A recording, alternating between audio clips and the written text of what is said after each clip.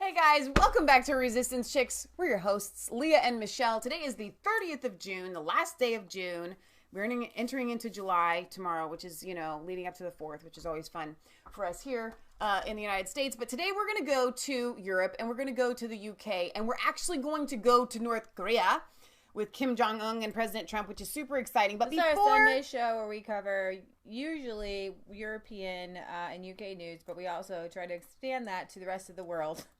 Because we focus so much upon America. It really should be called world news, but, it's just, we kind of mostly stick to European UK news. But before we do, we are going to stay right here in the UK with something super duper uber fun. Are we in the UK? We are in the UK. Okay, for anybody that doesn't know us, we're actually in the United States. We're in Ohio. But I feel like part of my heart is in the UK, even though I've never been there. What you're saying is our Sunday shows tend to be show preferential treatment to the UK. We do that. Yeah, we have a bias. It's helpful that they speak the English. same kind of language. Yeah. Although they would say that we don't speak proper English. That's why I said it's the same kind All of right, language. so today Farage did something awesome. He went to a rally. They did a big Brexit rally, right? Now, I'm not going to cover the speeches. I'm only going to talk about one thing that he said that made my head go on tilt. All I'm going to do here, and I don't think Leah has seen this. But here's the thing. Should we tell them today he launched the Brexit Party Parliament Challenge. He has 100 people to fill. And he wants more people. He actually asked. He said, we are going to need so many people. And I was I sent Horatio a message. And I was like, Horatio, Nigel is calling your name, son. Oh my gosh. He is calling for you to answer. Oh my gosh. Represent where you're from. I don't know if he wants me to tell people where he's from, but seriously, that would be like epic. And he said that he used to think about being a representative. So I don't know. That would be so cool. So anyhow, the way they are appealing to young people, the way Farage entered into this building, okay, they told everybody that they had these turquoise colored glow sticks and to follow the directions at the end of the video. Remember, there were 5,000 people over 5,000 people in this building. BBC will not tell you that. I'm telling you that. Farage tells you that. But I just want you to see his entrance here into. So they did like a little backstory kind of covering.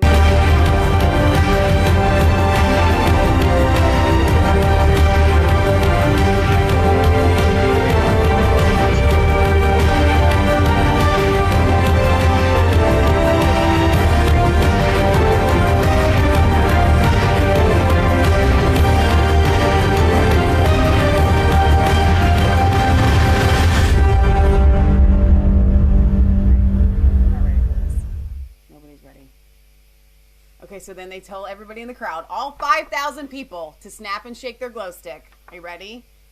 You're not ready.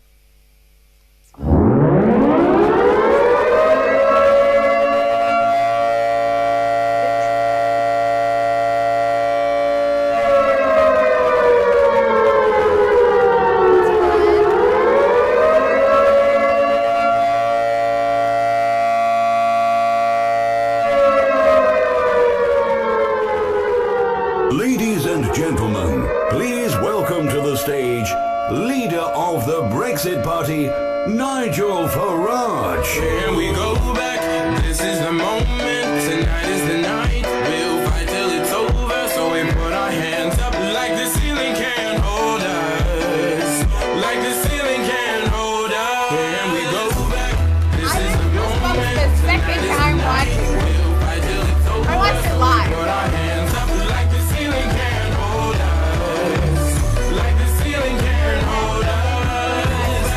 This is the moment, tonight is the night, we'll fight till it's over, so we put our hands up like the ceiling can't hold us.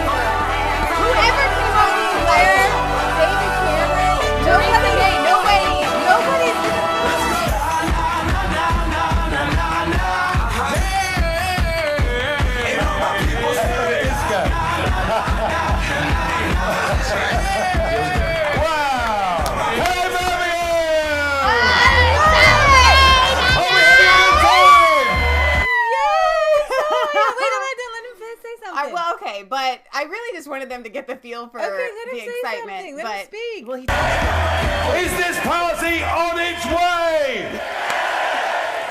Well, that was unbelievable. Yes, it was.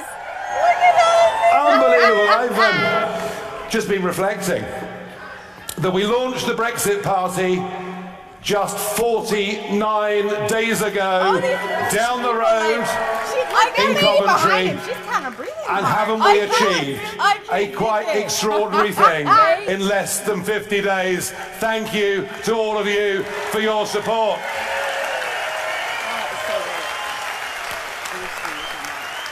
You see, I realised We could listen to it's towards the end of 2018 that something would have to be done. It was clear to me that the Reds and the Blues had broken their promises. And now with the turquoises. It was clear that the Yellows were fighting for the other side. It's my favourite colour. That purple had gone rotten. Nigel Farage's colour. So I thought to myself, my favourite colour. it's time for turquoise. It's time for the Brexit party. You can say it, yeah, because it's time for turquoise. And it's been unbelievable. As Richard said, in the space of 6 weeks, we didn't just top the polls in a national election, we got 50% more votes than our nearest rivals. We've now got 115,000 registered supporters, and almost unbelievably, we've managed on 4 occasions to top the polls for how do you intend to vote in the next general election.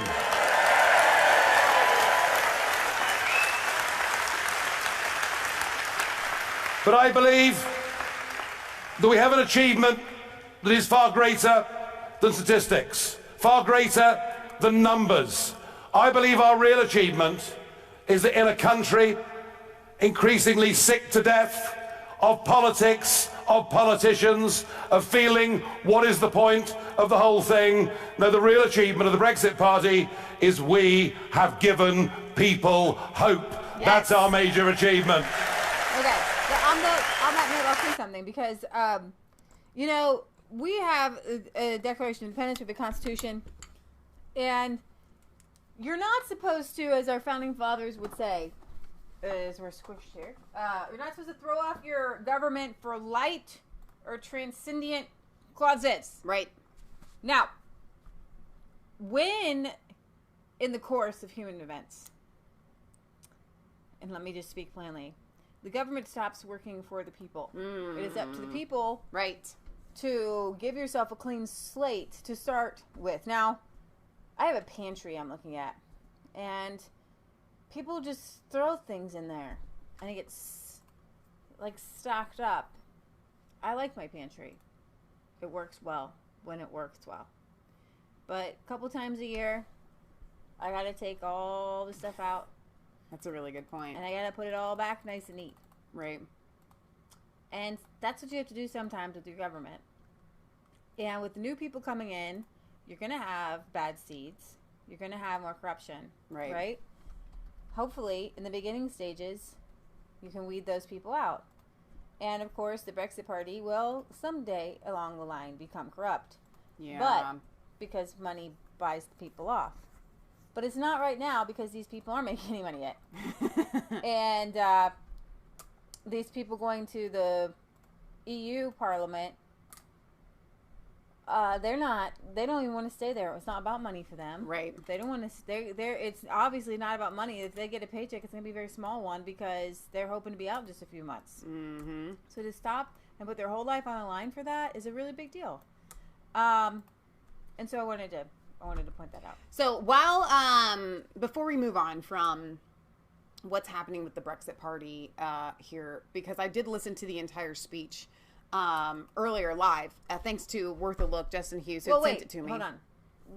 We are going to get to, since we're covering that, I have other stuff to talk about with Farage's Brexit Party, and we can cover this right now, as everybody's here.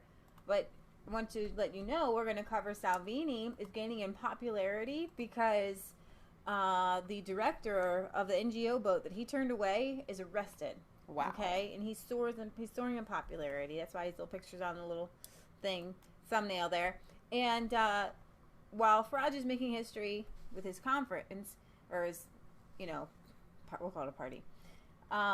Trump is making history because he's the first U.S. president ever to step foot in what is now known as North Korea. Right. And this is so important and it's so exciting. And I'm covering that in this episode because we're covering world news, and North Korea, what happens in North Korea does affect people in the UK, and it does affect people. What did you say I should retweet our Periscope stream as? Trump hashtag makes history. First president. No. You said there was some weird hashtag, but you put hashtags at the end. All right. Okay. That's how Twitter speak. Trump makes history. You can't. I have to do the Twitter after. I can't set that up. Okay. And then Trumpkin is what is Trump Kim. Okay. Trump Kim is what is. So when I was listening to Rodgers Brexit Party unveils key policies. He's got policies now, and that's just it. That's what I wanted to get into. He put together policies, and I think that they must have sat together in some sort of think tank to decide what they felt would be the most. While they were in the think tank, and they did some polls and stuff amongst their people to kind of get a feel. Now he did end it by saying, "Listen, all of these things that I laid out, we're going to give you guys a chance to vote on them." Awesome. Okay. And I was behind almost everything that he said, even though they are still leaning a little bit more socialist, obviously, than the United States, not than the Democrat candidates. You can't get any more socialist than that. But than what we are currently. But there was one thing that it almost felt like was forced, and you could tell he lost the crowd with. And that was with technology.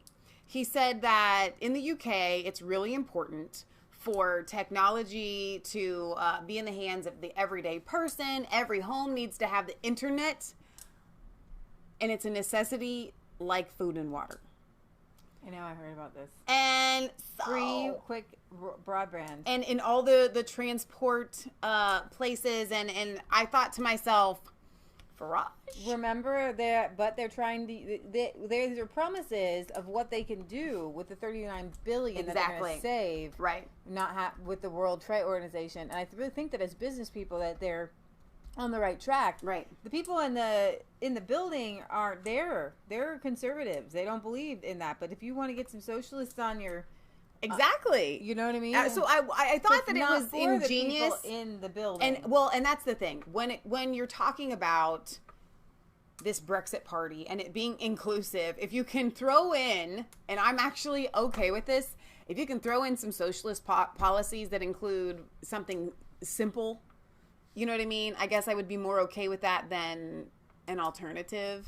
So that he was saying, they want to lower the cost of healthcare, and they want to make it so that colleges aren't as he said expensive. He wanted to get rid of interest loans. Yeah. Interest. Because they said your loan will double, by the time you've paid it off. And so he talked about a lot of things like that I think will get some of the young people and get some of the socialists on his side. Direct democracy, hundreds of billions of investment in the north of the country, which has increasingly fallen behind London and its environs in the southeast, where the political class base themselves. We've got much bigger, bolder ambitions than winning the EU elections, he says. We want to be the biggest party in Westminster. He then unveiled a video explaining why he believes a strong plan for Britain's left-behind regions is the key to that ambition, saying it was not fair that London had got so much investment in infrastructure while they had been left to languish. The Brexit Party said would save 100 billion quid moving wealthy people to London faster with the contentious high-speed rail project, cancel Theresa May's plan to send 40 billion to Brussels as the price of a Brexit deal, and slash the bloated foreign aid budget. He also repudiated. Now, here's the thing. What he's saying is we're going to take that money and we're going to invest it in our country. Right. So if you're going to unravel some of these things, then, as we always say, why are we spending money for healthcare on illegal immigrants when you're not even going to do that here? Well, and the United States is one of the most notorious for foreign aid. Yeah. I mean, so much of our taxes go to other countries for ridiculous things. Like, we're paying female cops in Egypt or something. I don't remember what country it was. But it's I don't understand. How is it possible we could be funneling millions of dollars to those kinds of things? So what Farage is saying is, listen, if we're going to be socialist and take all of your money, let's at least spend it back on you and not other countries. So this is a woman tweeted out, this is why Boris Johnson and Jeremy Hunt have to deliver Brexit by October 31st. The Brexit Party UK will destroy the Tory party if UK doesn't leave. There are 6,000 people in the Big Vision rally at the Birmingham NEC today. Mr. Tice was followed by Tim Martin, arguably the country's best known and most successful pub landlord, who emphasized how democracy has enriched countries like the United States and South Korea, while the less democratic neighbors to their south and north respectively have struggled. Mr. Martin was clear that he felt the European Union fell on the democratic spectrum, describing its 5 unelected presidents and railing against a European Parliament where members cannot initiate legislation. He took aim at Project Fear. So Barry, Britt Baza here on YouTube Live says that as far as the internet issue goes, he says people in the UK, if they live outside of London, the internet coverage and the speed is very sketchy, from slow speed to absolutely nothing. So I could understand if that was a real legitimate issue, then if he addresses that, then it'll really boost his polls. He also says, Michelle, transport networks are very sketchy. Some villages won't even get a bus for a week. Wow. Oh my gosh. It sounds like you're like third world. Oh my gosh. That's what I think that was what he was saying. He wants to reach the people who've been left behind in the outskirts, outer regions, not London, right, that has had so much pumped into it, where everybody else is left, what do they call it? Outside the 45, 41, 55, 50 something loop, whatever it is. Should we trust Boris Johnson? No, shouted the crowd. He said, big investment in high-speed internet and telecommunications infrastructure, lamenting that countries like Namibia, where he spent the New Year, were often better. Lamenting. You said lament. I don't know how you said it. It wasn't lamenting. We're often better served than parts of England. Why don't we, outside the European Union, give public contracts to British companies? And why don't we link that thought with our own younger generation? Yeah, I know more of them voted Remain than voted Brexit, but given the prevailing bias in schools and universities, perhaps it's not surprising. Our young people have been horribly misled, turned off from learning trades and skills in favor of being packed off to university en masse with unsustainable debt. So, all right. So he's launched this thing for this. So here's another thing I want to hit on a little bit. He hit Boris Johnson pretty hard in this, and I think that for the past few weeks we've all been kind of wondering, and he's kind of said, listen, I can either be Boris Johnson's best friend or his worst enemy. Whether they were actually going to go full force to this general election, or if it was just a chance to get into the European Parliament and so on and so forth. I can tell you today with a certainty that I feel inside of me, not because I have any insider knowledge, but Farage has made up his mind. Oh, sure. They are going full bore, against the establishment. They are going to take the Brexit party all the way. They are going to take over, and they're going to try to kick Boris Johnson out. They're not going to do it.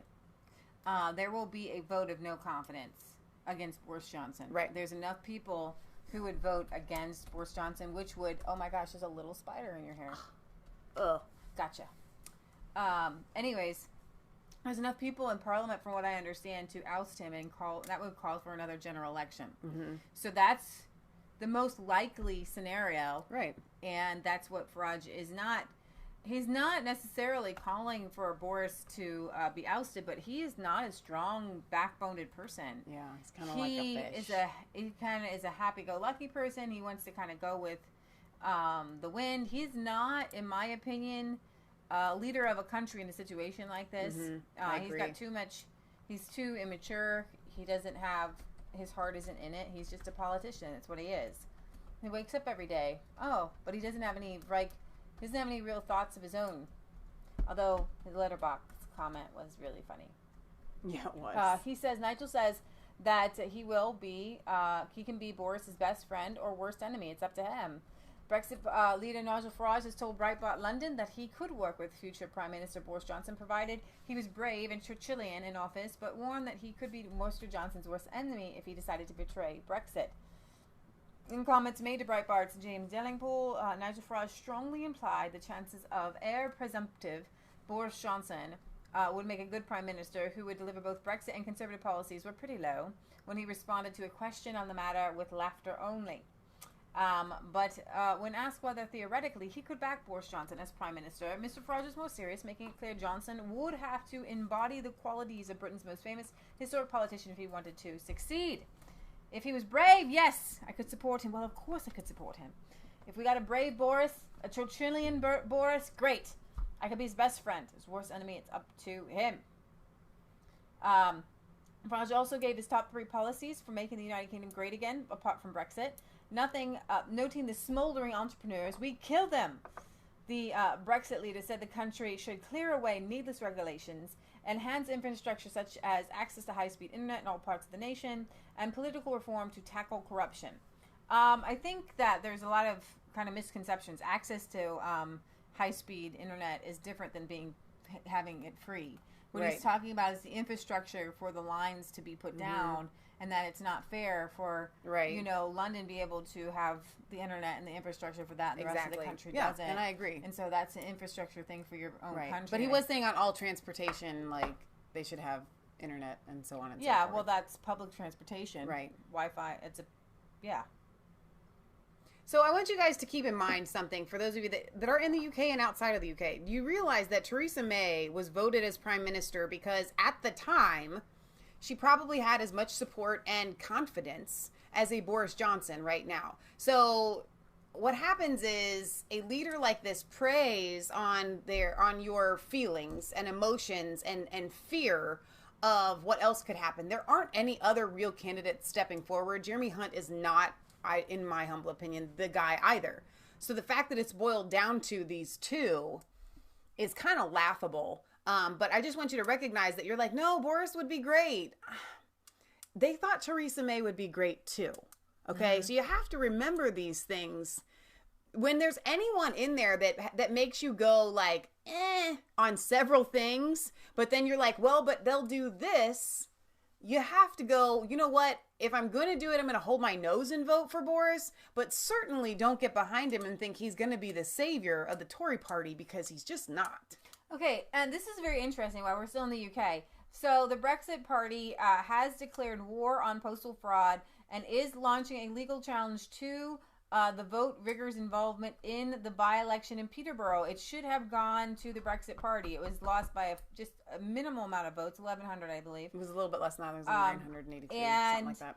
This guy, Tariq Mahmood, was there, and he was already convicted for vote rigging. There are lots of stories of people's votes being torn up. Why was he even there? Why was he allowed in the inner room of vote counting? It's absolutely insane, this Tariq Mahmood. There are questions, and we need answers. And so they're launching a legal battle. Now, Farage this week has said that he blows the whistle on the shockingly corrupt postal voting system, which is destroying British democracy.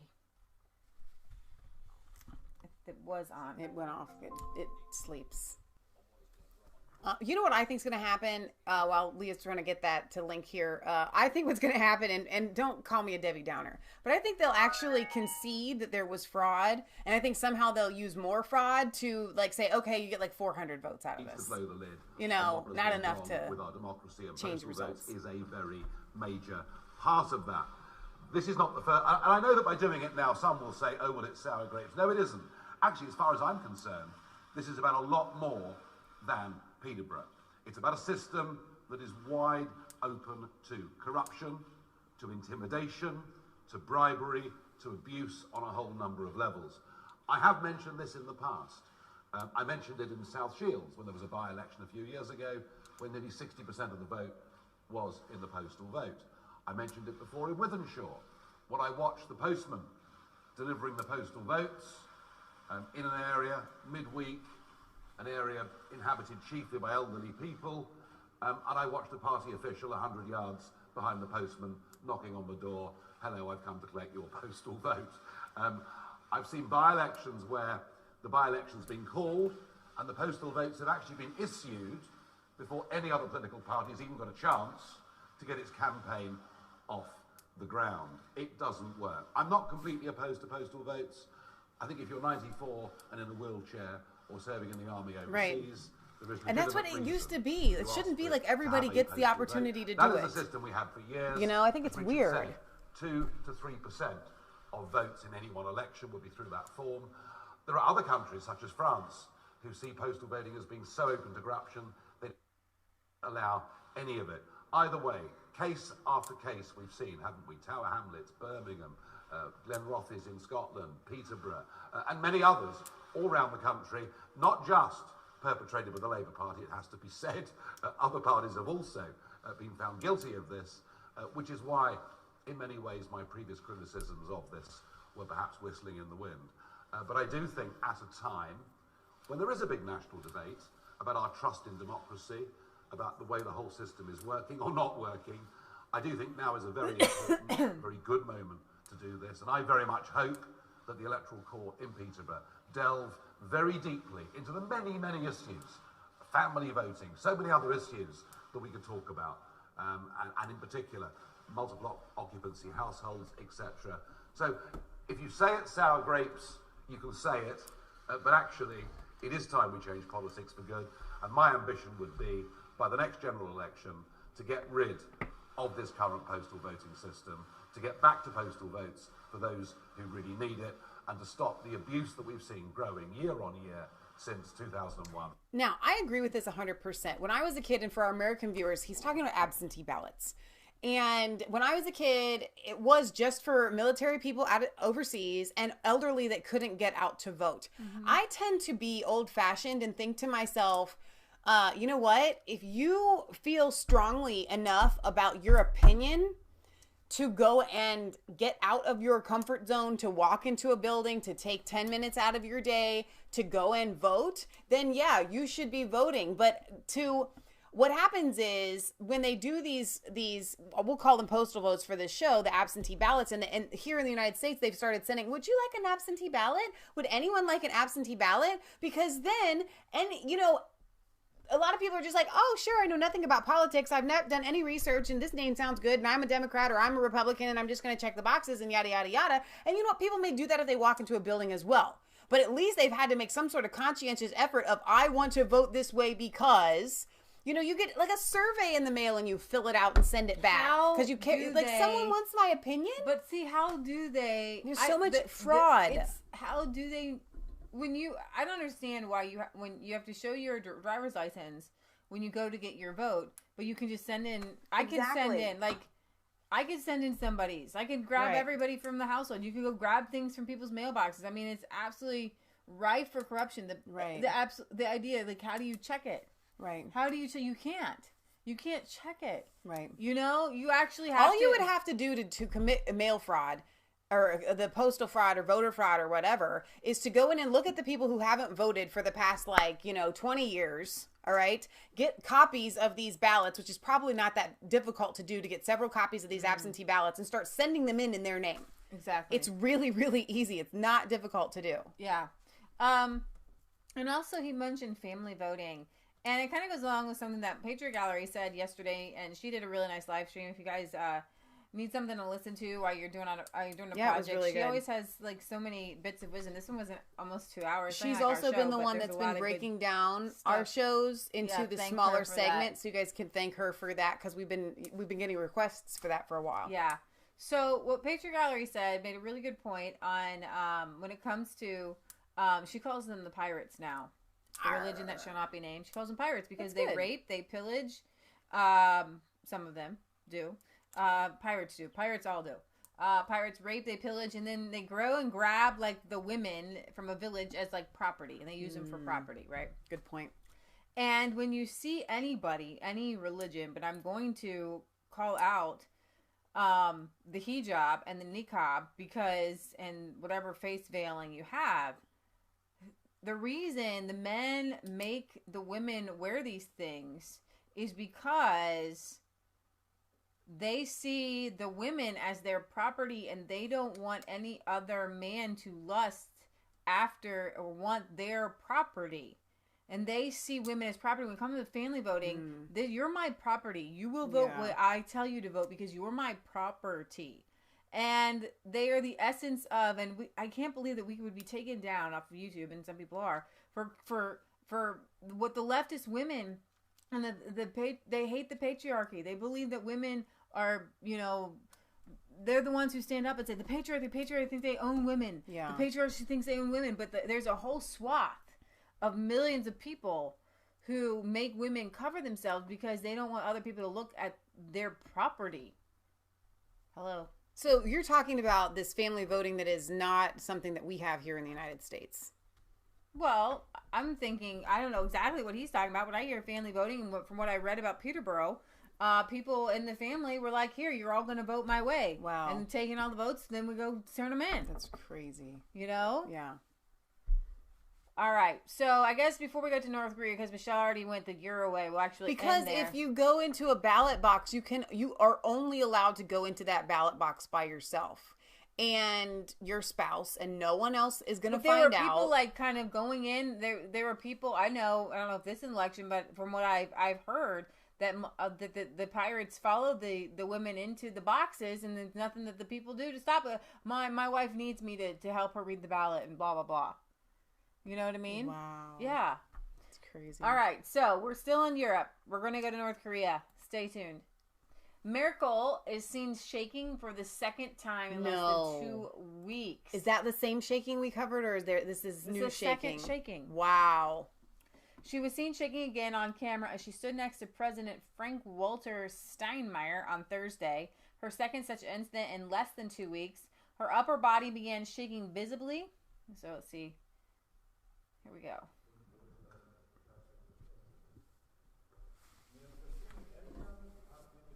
There she's going again. Oh, wow. She's got to hold herself. This is embarrassing. Well, somebody's got to make her sit down. I don't understand why you would do this.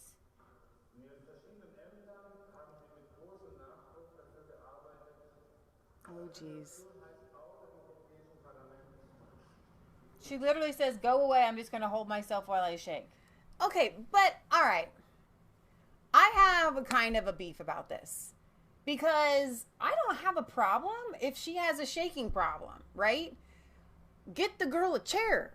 Yeah. Let her sit down. Let her be there and do her job and get her a chair. The fact that there's some sort of weird, and why isn't it talked about? Like there must be some sort of weird bias in our world, and there is, that says, well, you know, her body is shaking. She's totally unfit to be... You know, the reason why we pick on Nancy and Maxine is because this is failing, okay? Not because their bodies are failing. You know what I'm saying? It's like, I don't know. I guess I'm just saying, even with Hillary Clinton, as much as we made fun of her falling over and stuff like that, if she hadn't, like, tried to hide it so much, if she would just owned it, like, dude, I need a chair. Or I she need would a chair. Tell everybody what's wrong with her. When asked about it, all she says was, I won't comment on this. I have never taken part in remote diagnoses because for years I was too often the subject of remote diagnoses.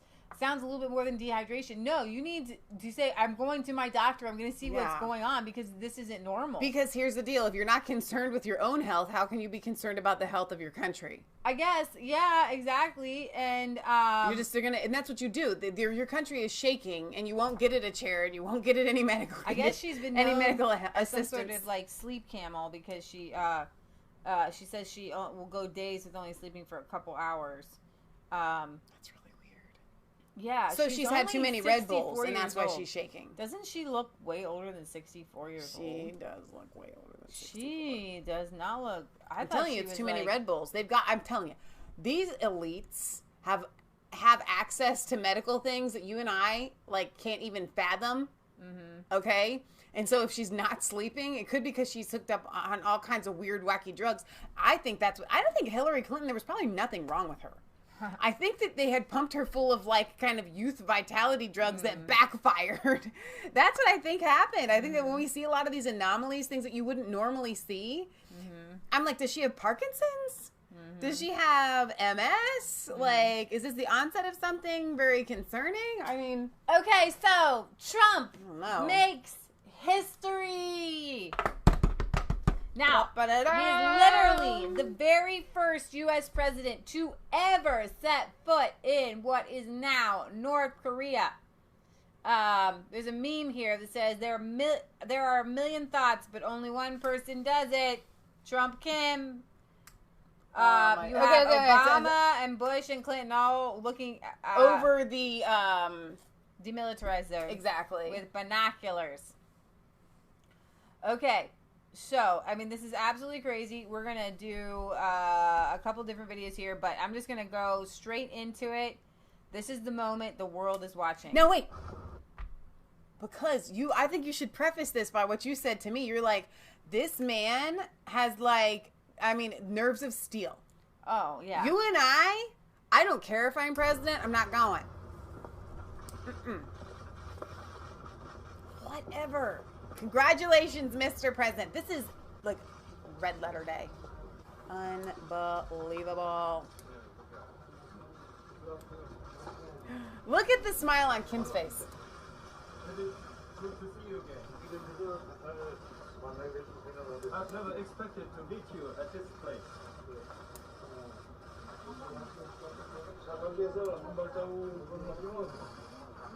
He says, "It is good to see you again. I never expected to see you at this place." I think that was through a translator, but yeah. If you step forward, you will be the first U.S. president to cross the border. If you take a step forward, you will be the first U.S. president to step over. So great. And he does it with such confidence. Like, he doesn't even think twice about it. Like, there is no difference between where I'm standing here and then me moving my foot forward.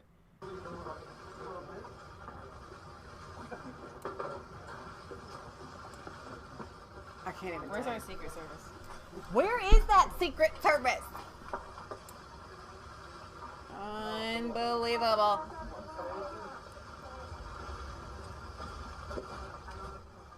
And you know what's so cute about this?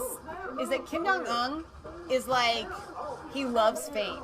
So when Trump contacted him, this was a last-minute decision, by the way, and says, listen, hey, I want to come over. Let's hang out. Kim Jong-un is like, oh, you want to come over and hang out? You know, we've been talking, and I get cameras in my face. And I just think that he's very excited about this.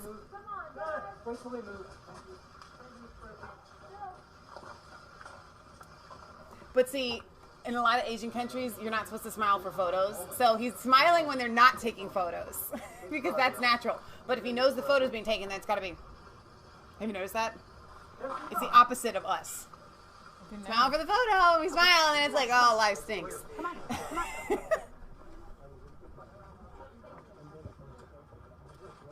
So he stepped over, but he didn't stay. I just want to make a moment, make a gesture. Great, one of the greatest moments in history here. It's really, really cool. It's absolutely. Well, and what's so great about it is that Kim Jong-un is right there at the demilitarized zone and easily crossing back and forth into South Korea because now they have good relations. And there was the big kind of Olympic-style thing. Was that last year, I think, with North and South Korea coming together. So Trump has made some major moves. And I think somebody had said in the chat, you know, he really can't win. I think it might have been worth a look. He says, could still see people moaning on Facebook pages, moaning about Trump being there. He can't win either way. I guess brainwashing does it to them people. So, it's really and that's hard. what it is. I'm like, are you serious? If Trump cured cancer, they would say, oh, bring cancer back. Right. Oh, speaking of cancer. During the 50 to 53 Korean War, what was that? What was it saying here? The two countries have been at standstill.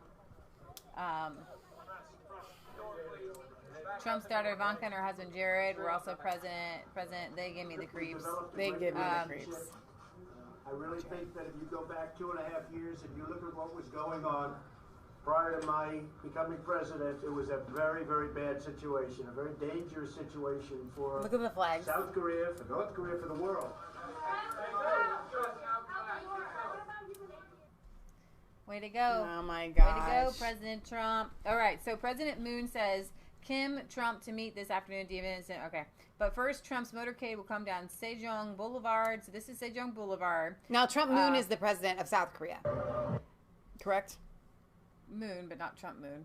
Did I say Trump Moon? I said president. I just read that from there. I meant President Moon is the president of South Korea. Just to be clear for those that are wanting Trump Moon.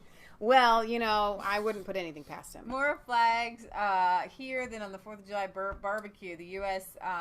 North Korea alliance backers are playing the U.S. national anthem on a loop.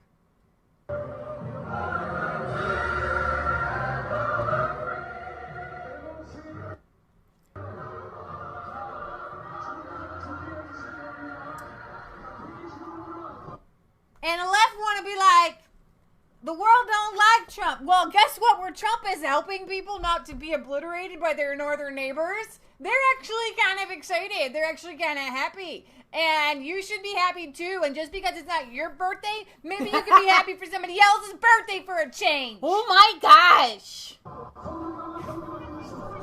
These people woke up every single day thinking, is today the day I'm gonna die? And you're all like, Trump, Batman, Orange. And they're like, guess what? We're not dead today, and we're not likely to be dead because President Trump is coaxing along Kim Jong-un's ego. That man he has been brainwashed since he was a child. He thinks he's God. Okay?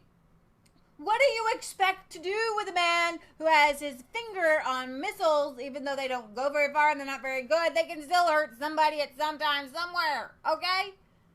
I'm all worried of the world thinking that this is a bad thing. Hang on, though, because they have a contradictory here. Because on the one hand, they'll say it's no big deal that Trump did this because their weapons in North Korea are really small. But yet on the other hand, they're like, how dare he be trying to deal with somebody that is so ambitious to obliterate the world with their nuclear missiles. That's exactly what happens. We're playing this again. Yeah, because you screamed in the middle of it.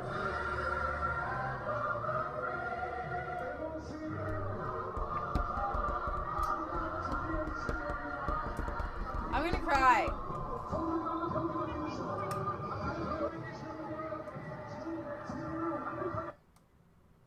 Did you say warshed again? Rednecks. Warshed and Probably. We On do video say that. play. We do say that here. It's Ohio. Historic. I'm so happy for their people. 100% more American flags than were at the Democrat debate. Why everybody keeps calling it the Democratic debate? It's not. 100% more U.S. flags than were at the Democrat debate. I never even noticed there weren't any U.S. flags. So it's not even our country. strange. They want to wave the Mexican flag. Oh my gosh. Any one of those South Koreans loves the USA more than a Democrat or most of our politicians, media, and Hollywood. Combined. I cannot. I'm so happy. Can you imagine, though? I mean, being there with all of these American flags flying, knowing that they support the United States. Like when you go to Poland, they support the United States.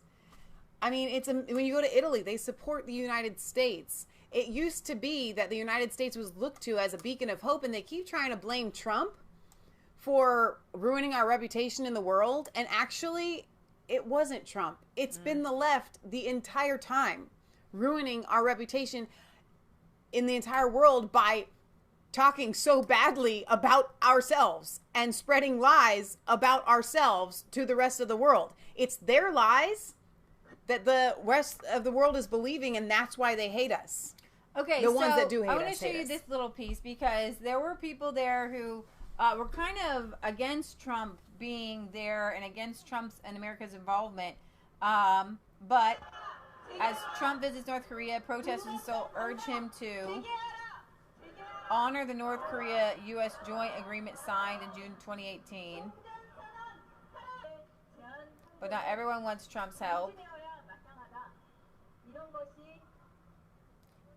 I think in North and South Korea, I think they should stop worrying about the United States and solve our own problems on our own.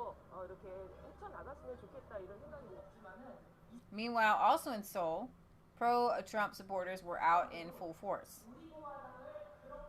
So there are more of them.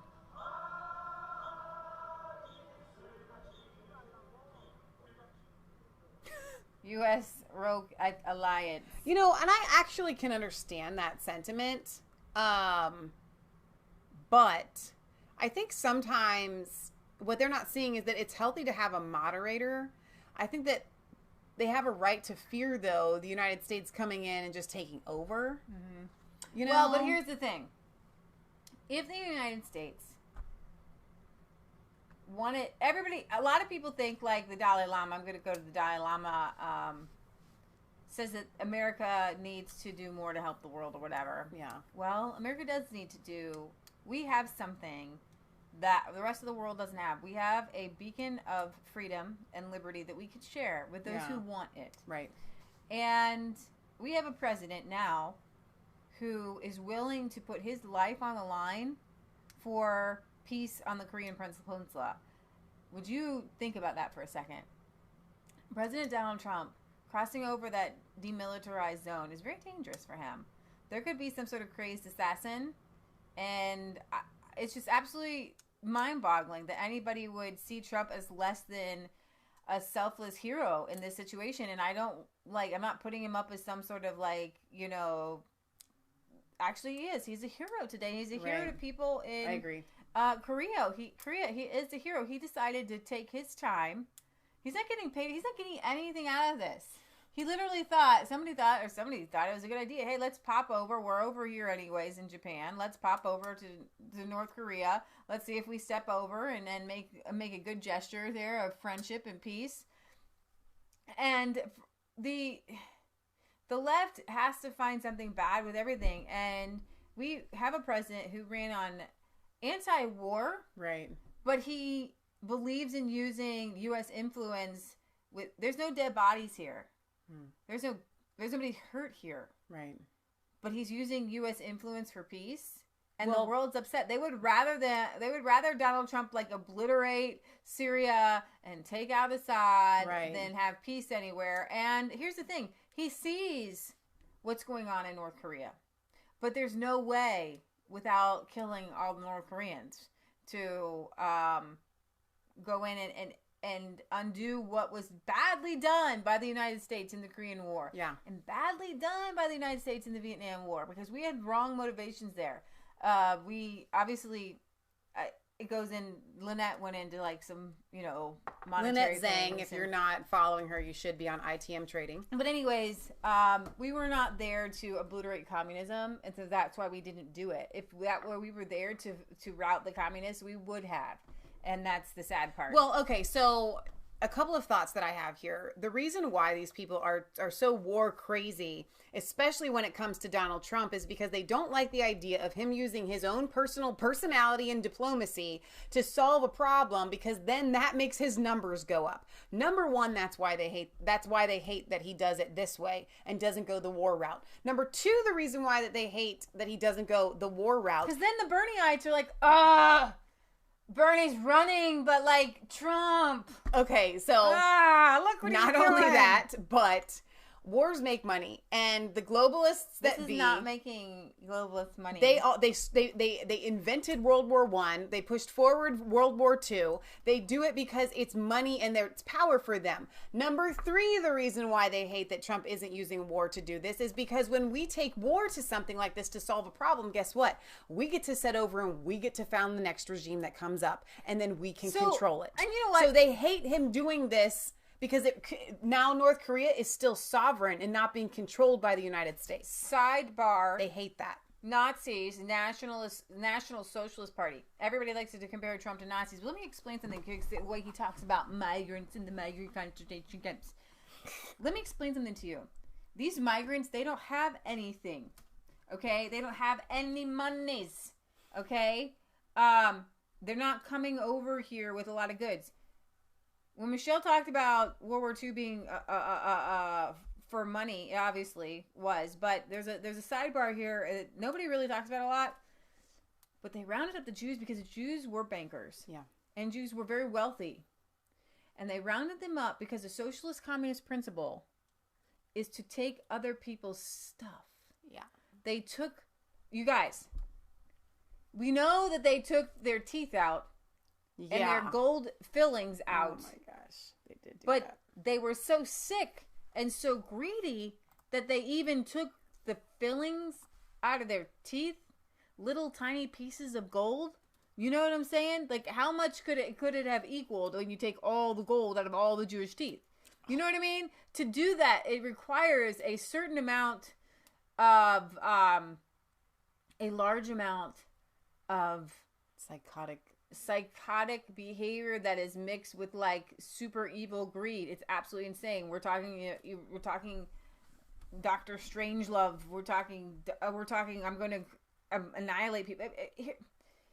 The Jewish people had money. Communism, as Bernie Sanders steps on with his revolution, is I want to take money from rich people and give it to other people.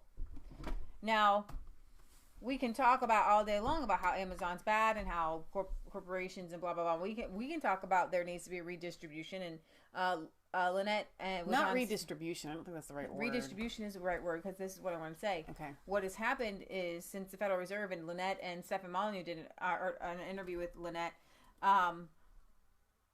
there's been a large wealth transfer. The people in the bottom and people in the middle class, they're not getting raises. The raises are not equaling inflation. Yeah. And certainly when you look at people on government benefits, their government benefits they can't survive on that. How many you can survive on $1,000 a month? They've not gone with inflation, but American economy is doing well, and the rich are richer than they've ever been. Right. And when it comes to the gold and being on the gold standard, what the wealth has done is it hasn't gone anywhere. There's been a giant wealth transfer and separation. Right. And that's what you're able to do with paper dollars that you cannot do with gold and silver. Right. And so if you go back to a gold standard, then there is a redistribution. Those wealthy people aren't wealthy anymore, or at least at that level.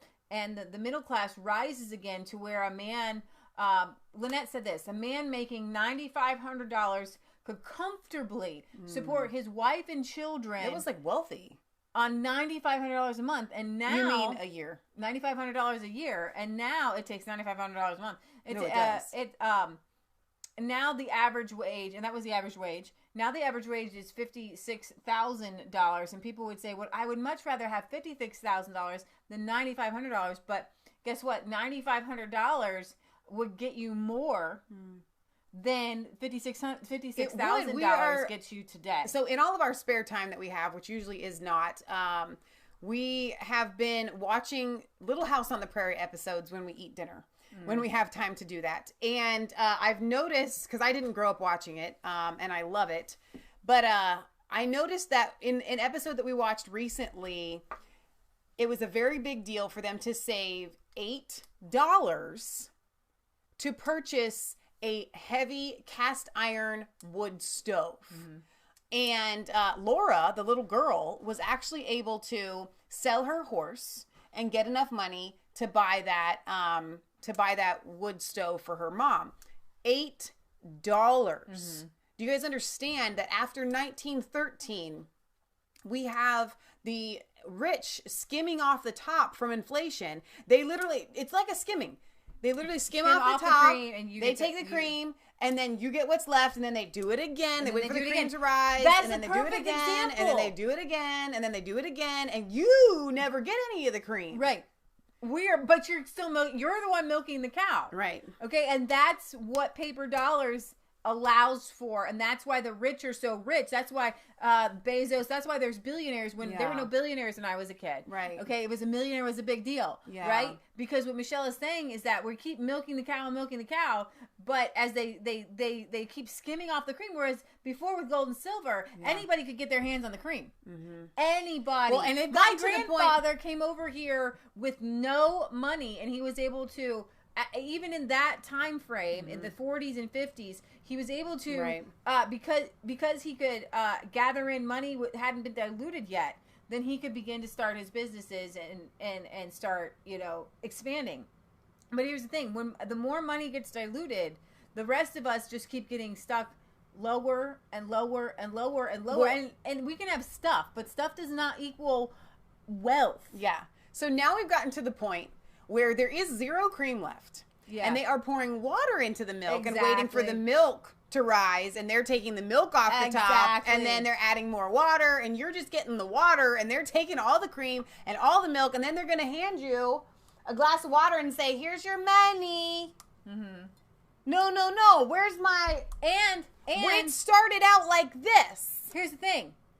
And it had value. The only way they can get away with it is they are offering cheap credit and low interest rates. Exactly. Because you don't feel poor when you think to yourself, well, when my car breaks down, at least I have a credit card. Right. Because before... It used to be when your car broke down, or before cars, if something catastrophic happened, you had savings. But now, that savings, we're all told that savings is good. If you save just regular money in the bank tomorrow it's going to be worth less, and the next day. And so people say, well, we're going to put it in the stock market because then that's when my money will gain value. Yeah. Okay. And I know this is not European news, but we got to talk about this stuff because this is what makes the world go round. This is why there's wars. Because people want to get more people's cream. That's where we started this. People want more people's cream, and that's why we have to stop it. And when Donald Trump says, I'm not taking your cream, I'm going to give you back your cream, and we're not going to do war here because we aren't war hawks, okay? And Donald Trump is the greatest leader in the entire world, and he is the greatest leader in the entire world in the past 100 years. And you know why?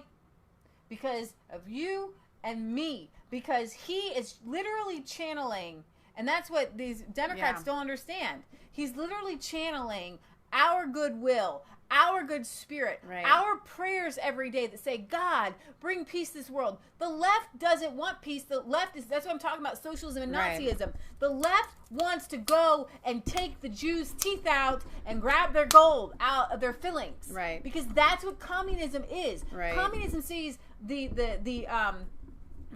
middle class and the upper class and decides, I don't want to work. Right. I don't want land. I'm not just happy with some land. I want their stuff. And I want them to be dead. And I'm going to chop their heads off. I mean, that's what happened in the French Revolution. This vile anger that says, I hate rich people. I want them dead. I mean, it's absolutely insane. And obviously, they weren't better off afterwards anyways. The same thing with Russia overthrowing the czars. Then suddenly millions and millions and millions and millions and millions of people are just dead of starvation. And if you watch Dr. Zhivago, you get killed if you take a piece of wood from a fence and you start a fire. Yeah. You know what I mean? It's absolutely insane. And Bernie Sanders literally is the embodiment of those revolutionary ideas. He went to Russia before Russia's changing, and I have a video here where guess what? Putin is saying that liberalism is the greatest danger to our world today. Liberalism is communism. When he says liberalism, and he was talking about liberalism, it is also the social things, but it's also the communist principles. And he's realized that these communist principles killed my people, okay? Now, the idea of community... I remember him talking about communism once. The idea of community and community involvement is actually good. But when it's at the point of the gun, when you're saying, I want all of your stuff, that's what communism is. And it's like, it's a raping and a pillaging. When a pirate goes into a village, you go and take all the stuff, and then the stuff's all gone. Okay? But in a republic, and a constitutional republic where people are good and they're making goods, then everybody thrives, and you don't need... To covet is one of the worst sins in the world. And the covet says...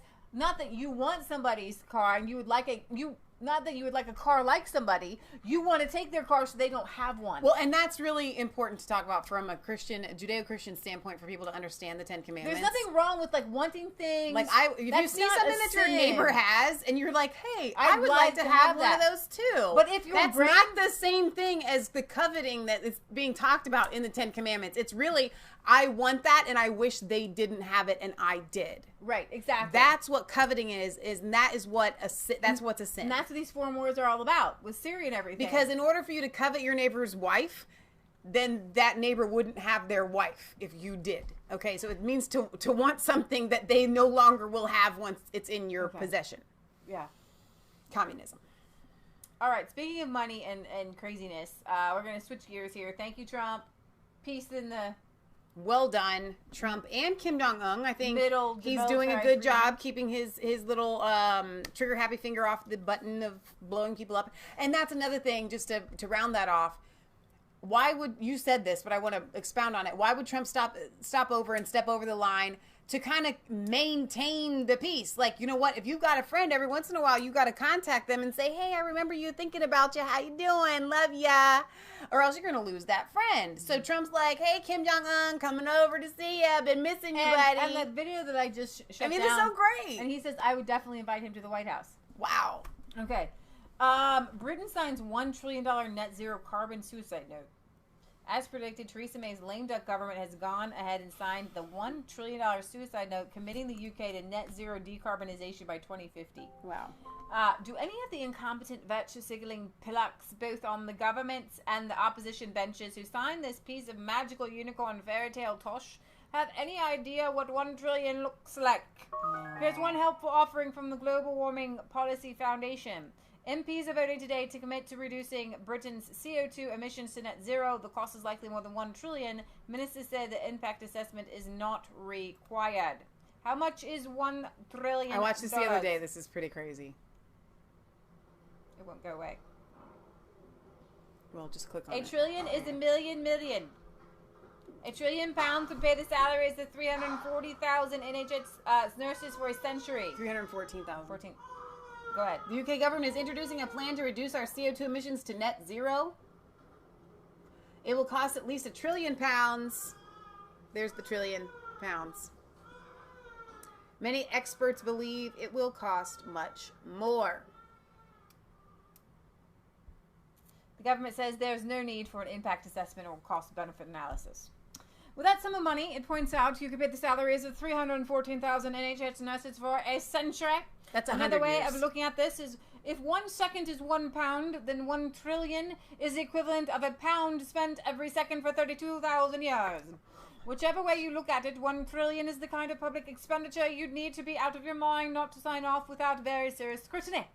After all, if you're going to make a huge fuss about the what does he say, the bagatelle of the 350 million on the side of a bus, then clearly you're going to pay much, much more attention to a figure, several orders of magnitude even than the 700 billion or so the government spends on health, education, defense, welfare, housing, foreign aid, and so on. But yesterday, our elected representatives in Parliament this week, the people we rely on to ensure that our money taken from us in the form of taxation or borrowing or inflationary money printing is spent responsibly and wisely, gave it all of 90 minutes sketchy thought before deciding that the $1 trillion was so trivial as not even to be deserving of any kind of cost-benefit analysis.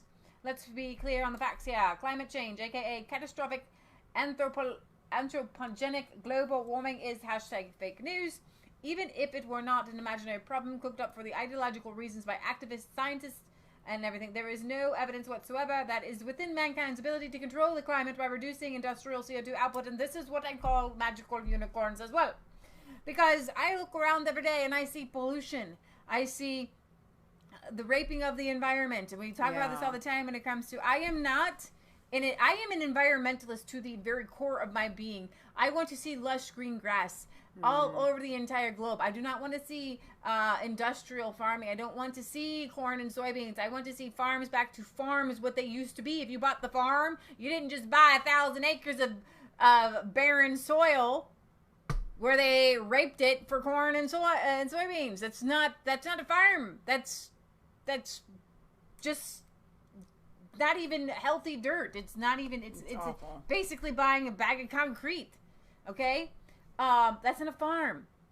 And so people are, and the plastics that we use and all that, like, seriously. But what I have to tell you is, while I don't like vehicles, I think they're dangerous, and I think that there is pollution. We are harming the environment, but this climate change is not a thing. Okay, here goes my video. No, but here's the deal. Can't even say that anymore. In the Democrat debates, I think it was Kamala Harris. Climate change is the biggest thing facing. You know what? Pollution, environment, and the negative impacts on the environment is one of the biggest things that we face. Kamala Harris quoted. She's like, "There are these big fires going on in California," and she blamed that on climate change. The fires that they've had in California. Now, raise your hand if when you were going to school here in the United States for our U.S. wildfires. You heard the stories of the crazy fires in the early 1900s that took over California. Excuse me, Kamala Harris. Well, there are signs on the road in '98 when I lived in Tulsa, Oklahoma, that said, watch out for brush fires. It's just going to spontaneously Well, yeah, but in 1998, you could still, if they wanted to blame that on climate change, you still had cars and stuff like that. Well, but not in the early 1900s. You could not blame the California fires, which I heard, and I had to do tests on, which I can't remember any of the specifics on now. Year after year after year, I had to do tests on the stupid, and they were awful. They were heartbreaking. They were really hard for me to read about. California fires. People dying, losing everything, like all of cities like San Francisco completely being leveled due to these fires. So where was climate change when those California fires were happening. Why is it? Because there's fires, it's now being blamed on climate change, whereas over 100 years ago, they had the same fires and it wasn't being blamed on climate change. Let me give you an idea of what they want. They're not telling us to go, and here's the thing. I would stand on that stage, or I would go to Britain and I would say, you're right. What we need to do is cut back from our consumption, but consumption doesn't, consumption fuels the economy, consumption fuels their salaries, consumption fuels. Right. I would want people, hey, you want us to have a mom stay at home. You need a housewife. Somebody said, what do housewives do? You know what? You need a housewife so that somebody to make your soap. Somebody to cut back on all the things that you have to buy, because buying right now includes using a lot of fossil fuels, because fossil fuels, I'm not for using a lot of fossil fuels because they are finite in nature. Which is why can't we talk about the things that we agree on that are real? And in fact, that the words are lost from me because they are swatting they're swallowing swatting at a gnat and swallowing a camel. Yeah. Okay. And here's the thing. They're making a mountain out of a molehill and a molehill out of a mountain.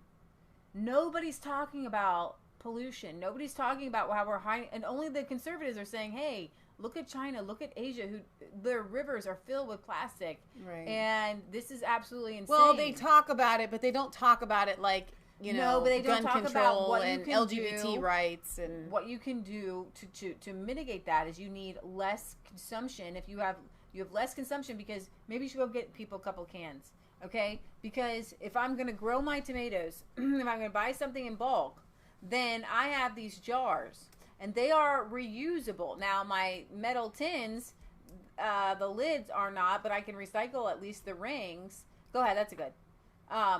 And this is what every single person in the entire world should be doing. And this is what will cut down on a lot of pollution, because you need to canning your own food. So this is salsa, Skyline Taco hot sauce, which is like a salsa. That sounds This good. is just regular hot sauce. We have canned blueberries. I forgot about those. Those are super yummy. Whoa. And we grew these pears. We grow pears every year on our pear tree, which is a renewable resource. And I hated to interrupt you. And so why isn't it part of their $1 trillion is to plant fruit trees and fruit bushes that you can pick? I saw somebody pick to teach canning and home ec. Pick a daylily or something or whatever, and the police came and gave the man a ticket from the side of the road. So they're still into there. But why is it that the health of a nation is based on economics and how much money is being spent and how many products are being consumed? Right. That doesn't actually measure the health of a nation, because if you were to look here at God's Little Acre and how much stuff we don't consume that we're doing ourselves, we spend very little money. We also make very little money, but we spend very little money, but we live really well because of these kinds of things. So we wouldn't be touted as, oh, look at the economics of God's Little Acre. They really are, they have money coming and going and they're buying products and they look really great. Show them, maybe show them the flats over there. We spend money on the things to help us to create things. Okay, so for instance, we have stalls in this basement to help Matt to create things so we don't have to buy them at the store. Right. We might, these were free, but we might buy some trays or whatever. These were left over from the greenhouse. These are great to start little individual ones. These are like plugs. So when I say you spend money on the things that to help you make things. Now, if you can't make something, it's fine to buy things. I'm not saying that you shouldn't buy things. I look at my pantry. I got lemon juice. I don't have enough lemon trees. I got baking powder in there. I have to buy the jars. I buy rice. There are things that I can't produce. I buy popcorn, but I make it myself. You know what I mean? And so I'm not saying that I'm perfect. I'm not saying that it's wonderful. I'm not saying that we live in some sort of utopia, because by golly, it's hard to do sometimes. Right. It's because of the time. The stuff isn't necessarily I'm just saying it's not a measure of the health of a nation. The economics. Exactly. Here, Horatio popped in, so I always like to give him precedence in favor. You're spoiled. Did he say? He says the U.S. government actually had a policy to prevent the brush and forest fires until decades later they realized that fauna wasn't reproducing as they need fires to reproduce. That's an excellent point. Some trees Kansas won't even reproduce without fire. Exactly. So when when we were in Glacier, right? And they have these devastating fires, and the glacier isn't beautiful anymore after the fires, and yada yada yada. But it actually helps the forest regenerate. They will tell you that it's really, really good. The farmers in Kansas do a burn on their fields, and now it's kind of being like poo-pooed and touted on, like, no, you shouldn't do the burning, and obviously you have to be wise when you do it. But at the same time, it is needed. That's a very, very good point. Thank you from the UK. He says valid. All right. Okay, let's see. In 2018, world consumption of fossil fuels rose to 11,000 blah blah blah million tons of oil equivalent. To get that down to zero, as proposed by the zeroists, would require a lot of alternative energy. There are 11,161 days until 2050. Getting to net zero by 2050 requires replacing one IMTO of fossil fuel consumption every day starting now.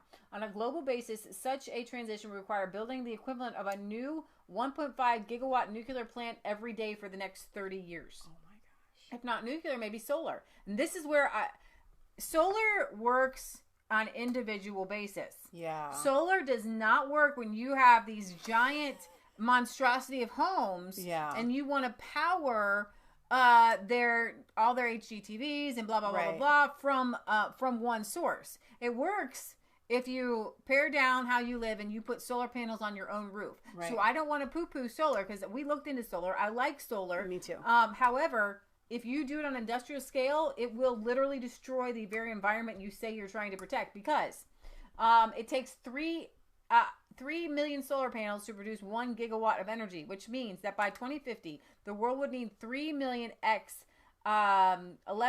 3 million times 11,865 solar panels to offset fossil fuels. The wind alternative would require 430 new wind turbines, each of the 11,865 days leading to 2050. Wait, slow down those numbers. That's crazy. 430 new wind turbines every day. Every day. That's not one a day. Okay, that's every single day for 11,865 days. Right. Oh my gosh. And where are you going to put them? We know when. So it's a climate scare, because the Earth is not going to stop rotating. We're not going to stop, like, with what's happening. They keep saying this 12-year thing. Like Bernie said it in the debate. AOC says it all the time. Like, it's going to be, we'll have reached some sort of threshold that we can never come back from. Well, that's ridiculous, because the Earth is like our bodies, and you can be on death's door and your body can regenerate and heal itself, and you can come back to being youthful and energetic and so on and so forth. So that's ridiculous. But like you just said, they're swatting at a gnat, they're swallowing a camel, and they're not addressing the proper thing. So there is okay to have a balance, to say, listen, there are things that we're doing that are stupid to the environment. If we love our planet, like you said, all these rivers and oceans and so on and so forth, full of plastics and whatnot, we can have these kinds of conversations. But when you look at the Paris Climate Agreement, all it is a tax. It's just a tax. It doesn't actually make any changes, because most people that have this consumerist mindset are willing to say, you know what? I'll pay the money to be able to drive my big gas guzzler. I don't care. That's fine. I want what I want, and I have the money to pay for it, and I'm going to do it. That's what the Paris Climate Agreement is. They don't actually help to save the environment at all. They just make it's like cigarette tax. They try to say that by putting taxes on cigarettes that it's going to make people smoke less. No, it doesn't. They will smoke anyway, and then the rich get richer off of the taxes from the cigarette smoke, or cigarette taxes. It's insanity. So when they say I can't believe they pulled out of the Paris Climate Agreement, we were really saving the planet by doing that. No, you were just making loads of money. Well, and then China, the biggest polluter anyways, is not even doing anything. All right, so are you guys ready for this? This is absolutely like golden. I got to read this to you, though. So stick with me, and I want you to picture Vladimir Putin as I read it, because Putin eviscerates liberalism, calling it obsolete in wide-ranging interview ahead of the G20. In an exclusive interview on FT on Thursday, Russian President Vladimir Putin touted the growth of a national populism in Europe, this is what we cover, and America, while saying that liberalism is spent as an ideology. He spoke on numerous issues at length, which they have broken down in this article. On the eve of the G20 summit, Putin said that the liberal idea had outlived its purpose as the public has turned against immigration and multiculturalism. His pushback on liberalism aligns Putin with leaders like U.S. President Donald Trump, Hungary's Viktor Orban, Matteo Salvini, and the Brexit insurgency in the UK. Putin says liberals cannot simply dictate anything to anyone, just like they have been attempting to do over the recent decades. On immigration and refugees, he said that Chancellor Angela Merkel's decision to admit over 1 million refugees to Germany was... You said that you wanted them to envision Putin while you read this, so I decided to make that a thing. Was a cardinal mistake. There you go. And that's not Photoshop, President by the way. Donald Trump for trying to stop migrants and drugs from Mexico. Putin says this liberal idea presupposes that nothing needs to be done, that migrants can kill, plunder, and rape with impunity because their rights as migrants have been protected. Every crime must have a punishment. The liberal idea has become obsolete. It has come into conflict with the interests of the overwhelming majority of the population. On election interference, while Putin has been targeted in the U.S., namely for attempting to interfere with the country's election, Putin denied it and called the idea mythical interference. What's happened in the U.S. and how did it happen? In the U.S., the leading U.S. companies and their managers, shareholders, and partners made use of these benefits. The middle class hardly benefited from globalism. The Trump team sensed this very cleanly and clearly, and they used this in an election campaign. It is where you should look for reasons behind Trump's victory rather than any alleged foreign interference, and that's why the Democrats don't want to talk about it. The China-U.S. trade war, I don't want to write about that. The nuclear arms race, the Cold War was a bad thing, but there were at least some rules that all participants in international communications more or less adhered to or tried to follow. Now it seems there are no rules at all. It talks about Venezuela and Syria, relations with the UK. I think Russia and the UK are both interested in fully restoring our relations. On the North Korea, what we should be talking about is not how to make North Korea disarm, but how to ensure the unconditional security of North Korea. We must show respect. He says, when speaking about his economy, real wages are not in decline in Russia. On the contrary, they are starting to pick up. The macroeconomic situation in the country is stable. As for the central bank, yes, it is engaged in a gradual improvement of our financial system. Spies and treason. Sexual diversity, he says, Putin claims that the liberal government have pursued a mindless multiculturalism that embraces sexual diversity. I'm not trying to insult anyone because we have been condemned for our alleged homophobia. But we have no problem with LGBT persons. God forbid, let them live as they wish. But some things do appear excessive to us. They claim now that children can play 5 or 6 gender roles. Let everyone be happy. We have no problem with that. But this must not be allowed to overshadow the culture, traditions, traditional family values of millions of people making up the core population. Thank you. What did you say last night? Mic drop, Putin, baby. You said something last night. And this is what I don't understand. Hey, Poland, you know what? You need to start forgiving and looking where you guys can align with Russia. Okay. You were like, listen, I'm not upset that I don't see a Swede on every, show. Like, why is our culture, which we're really just Americans, but we just kind of, and I should go get my hat. But seriously, this cultural diversity, this sexual diversity, We were watching a cute little British-based, fun dog movie last night. It was really cute. It's called Patrick. You guys... You have a different look. There's a British look about you, and I don't look like you people. Okay, and the Brits do look very special in their movies. You get they have a look about them. It's I would say what y'all find attractive over there may not be exactly what we find attractive, assuming that you put your most attractive people forward in your movies. Just saying. She's not trying to be rude. I'm just saying that I don't see myself a lot, but I'm not going around and diversity. Yeah. You know what I mean? Right. All right. So we love the Brits in movies. Americans are actually obsessed with them. Yeah, I just little subtleties. The Irish look a certain way. The Irish definitely look a certain way. Germans look a certain way. Right. And obviously the Swedes. But we want more representation. Ooh, speaking of look a different. They just kind of look a little different. Movies and the UK and diversity. In all propaganda now, of any sort whatsoever in the UK, from what I understand, can no longer have gender norms. No. So in an advertisement, mom's cleaning, I guess that's you can't have a mom cleaning. So it always has to be a dad cleaning. Or you can't have anybody cleaning. You can't make fun of dads sitting on the couch. Okay, so you can't make fun of dads. What about a couple getting married, like a heterosexual couple getting married? Can that be in an advertisement? Idea how you're going to sell wedding dresses. I know. This is very strange. So when they want to sell, like over here, I kind of am against this, but they sell tampons and maxi pads and so on and so forth, feminine hygiene products, I will call them, here in the United States.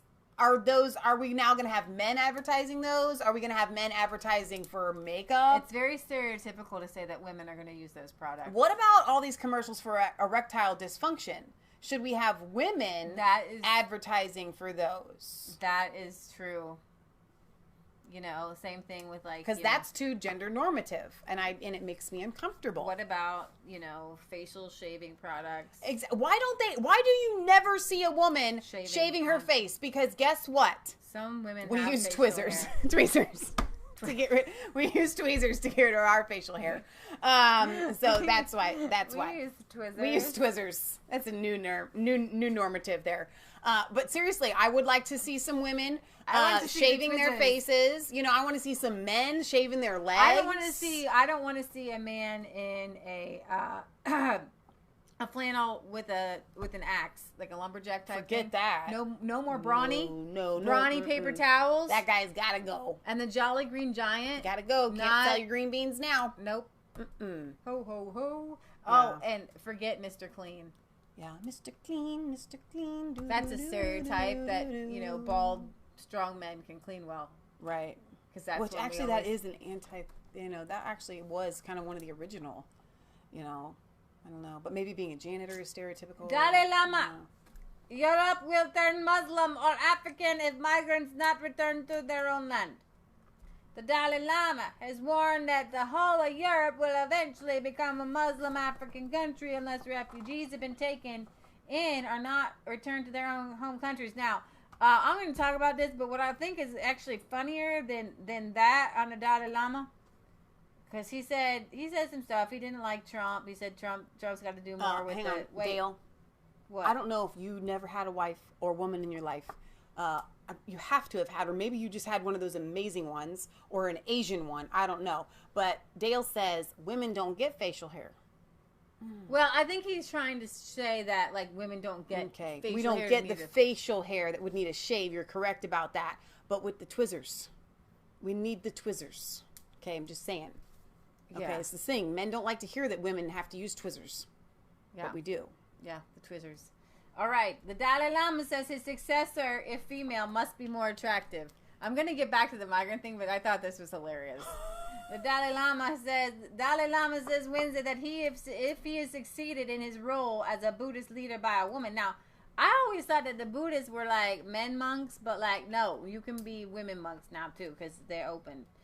Despite receiving pushback for several comments he made in 2015, an extensive interview with the BBC. So this seems like not just sexist to me, because that's not the right word, but there's probably not a word for it when you say someone has to be attractive, which is also subjective. You once said that you would be open to a female successor. Is that possible?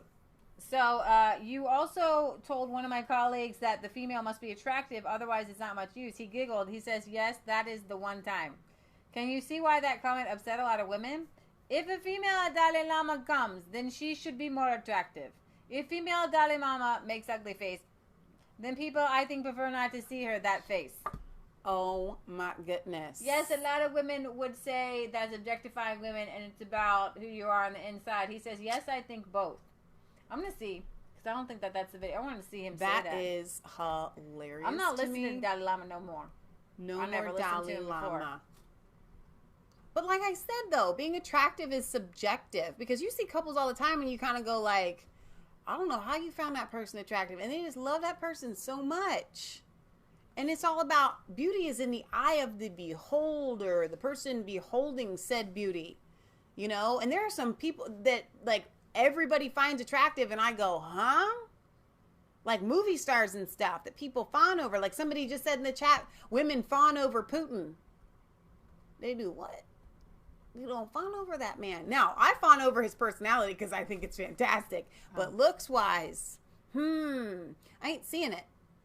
Just not. I think he's an average person.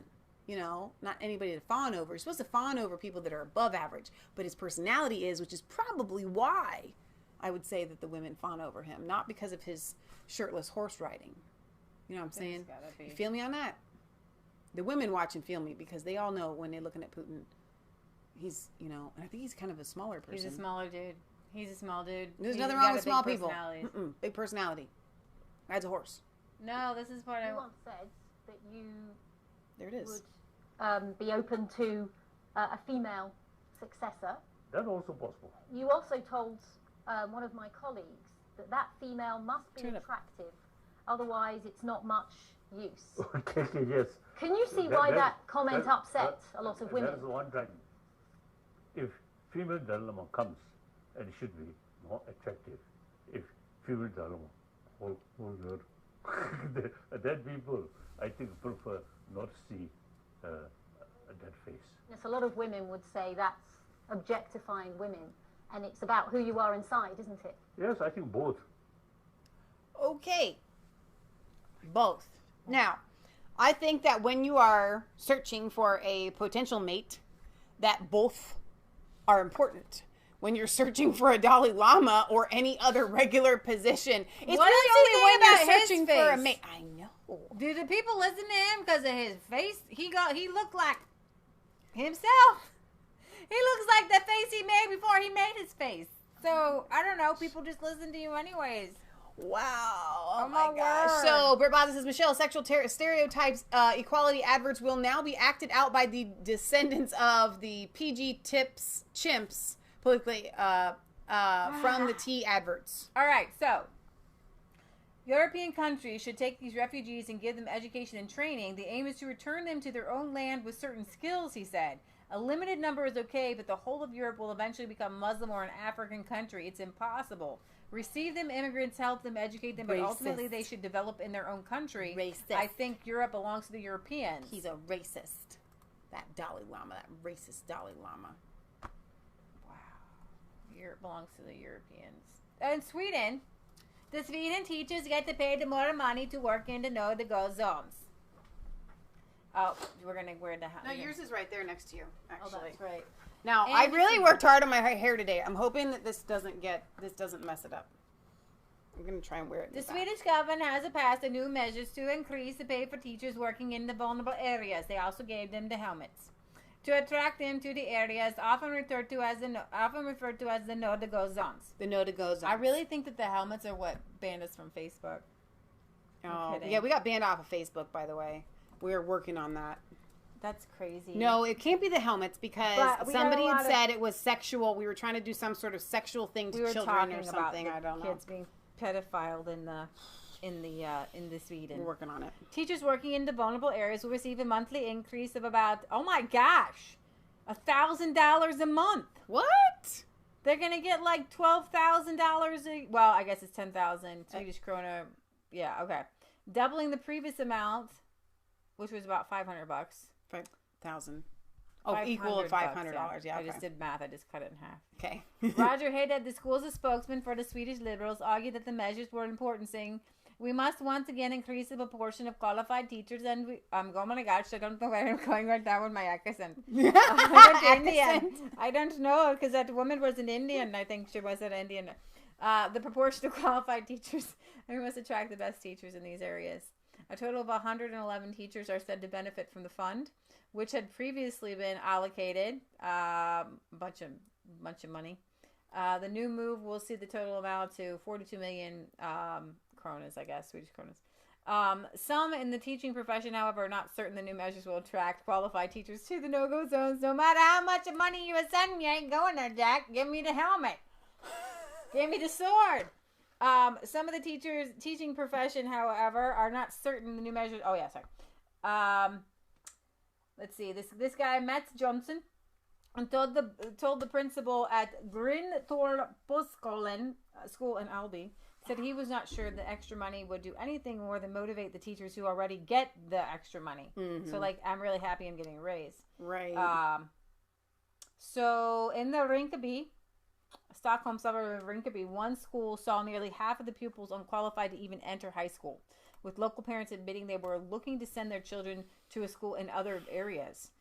Because, you know, your peers do influence how well you do in school. Another major problem in Swedish schools has been the rise in violence, both among pupils and directed at the teaching staff. Threats, beatings, stabbings now occur every day in Swedish schools. Oh my gosh. But we And have not by the to ban Vikings. guns in the United States because I like the way the hat sits on your head. I'm actually keep hitting the television. I don't understand here.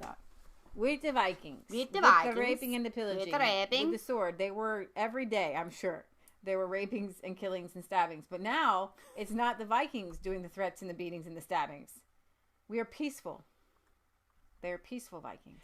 So, Horatio says we're now legally required to play the Ride of the Valkyries.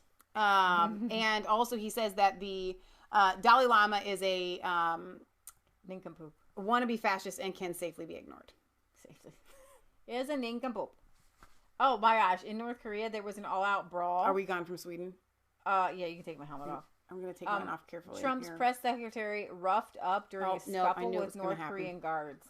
I forgot to show you guys this when we were talking about North Korea. History was made Sunday when Trump went to North Korea, but there was an all-out brawl involving the new White House. Do you want to just keep wearing yours? Sure. Okay. Trump and Kim had reportedly been talking privately at the time in a meeting room in the demilitarized zone complex as American and North Korean reporters then hustled to get to the best view of the summit. That's when the chaos unfolded, involving the U.S. press secretary scuffling with the North Korean officials, a part of which was captured by the local Korean news crew. 네, 자유의 집 내부 화면입니다.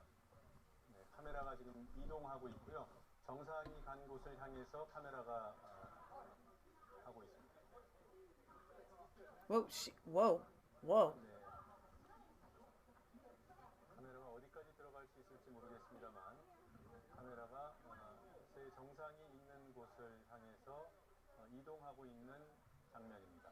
So, Trump's new press secretary, I think might have been that woman. Yeah. She was previously Melania's press secretary. Okay. Wow, that's a big jump. And so, I'll try to get back there so you can see it again, because it's kind of crazy actually. So everybody's going. I don't think they know who she is. Oh, excuse me. So that was probably like not a good idea. According to CNN, Grisham, was bruised in the scuffle. The details, let's see. The new press secretary, Stephanie Grisham, got into a brawl with North Korea officials on Sunday. I hope she's funny. Outside of a meeting room where U.S. President Donald Trump and North Korea leader Kim Jong-un were talking. So that's her. So I just thought. Wait, that doesn't seem like an all-out brawl, though. Are you sure that was the clip? There must have been more. No, part of which was covered. Oh, okay. There was a brawl, but then part of the scuffle was. All right, gotcha. We just got part of it. Dutch Railway Company is going to pay Holocaust reparations. The Dutch Railway announced that it will pay reparations to survivors and families of the Holocaust victims who were transported on Dutch trains to Nazi death camps. And take my hat off, for that's kind of sad to talk about. There's not very many people left, obviously, but they will receive the multi-million-dollar proposal to benefit several thousand survivors was unveiled. But wait a minute. Holocaust survivors are to receive about $17,000. They include about 500 Jews, Roma, and Sinti survivors who were transported to extermination camps but survived. Relatives and widows of those who died can expect to be paid about $5,000. Okay, so I actually don't have a problem with this sort of reparation. People are still alive. If they are still alive, or they're direct, like a widow is still alive, and you can find, like, seriously, it's in recent history, and you can say our company did this, and you're still here alive. Like, we took you to a death camp to be exterminated. So I think it should be more than that. So, but I want to maybe throw some of my conservative friends' heads on tilt when I say, if we had African Americans still alive that had been in slavery, I would be in favor of reparations for them. Or their descendants. Okay, or we're too far removed at this point. You're too far removed. Yeah, they were supposed to get 40 acres and a mule. That never happened. Right. All right? Right. That never happened. Right. And I would be totally in favor of doing that right now. Right. If somebody was still alive. So I'm in favor of this. Exactly. And I'm in favor of a different kinds of reparations to try to get that kind of going, but because I want to get people land. I want to get, Black people out of the cities because they kind of been forced there. it's an estimated 100,000 Dutch Jews, or 70% of the total number of Jewish people living in the Netherlands before World War II, were deported on the trains to Westerbroek in the north of the country. From there, the Nazis transported them to the east, across the border into Germany, and into death camps. With the payment scheme, the NS follows similar measures taken in France, which made payments to in 2014 to Jewish victims of the Holocaust. In 2011, France's state railway company apologized to Holocaust victims after U.S. lawmakers attempted to block it from winning contracts that the firm did not acknowledge its role in transporting victims to concentration camps. The France set up a $60 million fund. German Railroad, not so much. Germany's National Railroad admitted in 2008 that it played a central role in the Nazis' plans during World War II, earning the rail company the modern equivalent of $445 million. Wow. That said, the DB has resisted both class action and individual lawsuits for compensation over the years, and hired a New York firm and PR agency to monitor political developments, which would... Wow. Losers. There's still Nazis in. There's still Nazis. So Horatio says, where do you stop? Africa used Arabs as slaves and still do. Does the UK need reparations from the Italians, the Danes, the French? I think that is a very good question, and it is, where do you stop? But if it's like this, and this is what I tell my friends in real life. If you're still alive and you were harmed, then you should be able to sue at least. Yeah. You know what I mean? Like, if you're still alive, and I think that's is more on like the statute of limitations. I think that is, the statute of limitations is, in my view, when you're dead. Yeah. So, but if this company wants to give it to the survivors, that's absolutely fine. Right. But if you're still living, right. Hello. Right. Hello. And like I said, here, at least in the United States, slaves were promised 40 acres and a mule, and they never got it. Mm-hmm. So, like I'm saying, if they were still alive, they should get their daggum 40 acres and a mule, or the modern equivalent of it. It was the Republicans who wanted to do it. It was the Democrats who didn't. Thank you for the record on that. So, listen, I always tell my friends who have, let's say you've done something wrong in your life, and there's literally no way that you can make it right to that person or to that thing or whatever you have done.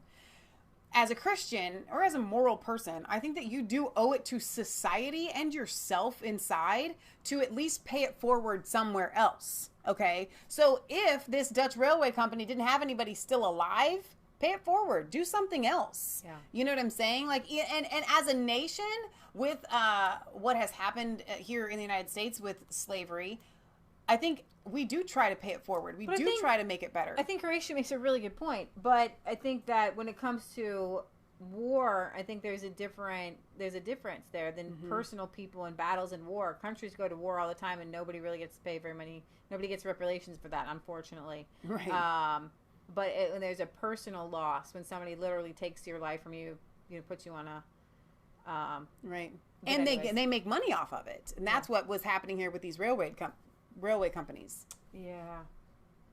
Yep. All right. Let's see. I think I had a couple more things I wanted to talk about. And Kelly says we can also look at the Native Americans as well. You know, the problem is that nobody's alive. Mm-hmm. Yeah. In France, they should have done it at the time. In an unprecedented move, Facebook will hand over the identities of French users who are suspected of hate speech. The decision by the world's biggest social media network comes after successive meetings with Zuckerberg and Macron, who wants to take a leading role globally on the regulation of hate speech and the spread of false information online. It sounds good, but what that means is we have one truth. Right. The company which regularly hands out authorities the IP addresses of suspected terrorists or other criminals have never done so in the case of free speech, and has been hesitant but now they're going to. Facebook head of global affairs Nick Clegg and Francis O met last week, where the social media company agreed to extend its cooperation with French authorities to hate speech. Hate speech. This is huge news. It means that the judicial process will be run normally, they said. Oh my gosh, they're only doing it for France. Wow. Who said he had been in close contact with Clegg over the last few days on the issue, said Facebook's decision was a result of ongoing conversation. What the world? While Forbes reports that Facebook will identify hate speech suspects if requested by French judges, it is unclear if, say, a broad request for hate speech identified by Facebook falls within the scope of the new agreement. If so, it would be particularly alarming in the light of a report earlier this month that the company monitors its users' offline behavior as part of how they determine whether a person should be classified as a hate agent. We have been taken off of Facebook again. Just to let you know, we're trying to get it back. We don't know. They said we did something. It was of sexual nature, and obviously, our show, and it was for our last show on Friday, Sunday. It was our Sunday show. Facebook may even condemn users for statements made in private, but later made in public. Wow. So, this is absolutely insane. But again, I have to say it like I said on Friday. I think this is really good news. Do you know why? Because they're actually having to state that they're doing these things. They've been doing them for the past 5 or 6 years, and especially the past 2 years. So now they have to come out and own it at the very least, and then they can argue the legality of doing it, So because of the 30-second lag on here, I want to go back to the reparations comments there, because Horatio has something interesting to add. Not only the ones that are asking for reparations are better off in every way than they would have been had slavery not happened. What do they want reparations for? What have this generation lost? They've gained. And then says it doesn't make it right, but they can't claim that they've lost everything. Now, I liked what Robert Bone said, and I don't know if you were saying this in response to Horatio's comment, but it totally fits. He says, simple, just rename all the government programs and call it reparations. Because the government does do all of these handouts to everybody, not just the African-American community, but to everybody that is poor. And so you could literally just call them reparations and say, well, we're going to give it to you and we're going to give it to everybody else. But what you're saying, Horatio, makes sense if you're talking about generationally. Like, okay, you're not any worse off than you were. And there's that, what is the name of the kid that got injured that was doing the comedy tour that does the fried chicken? The black kid.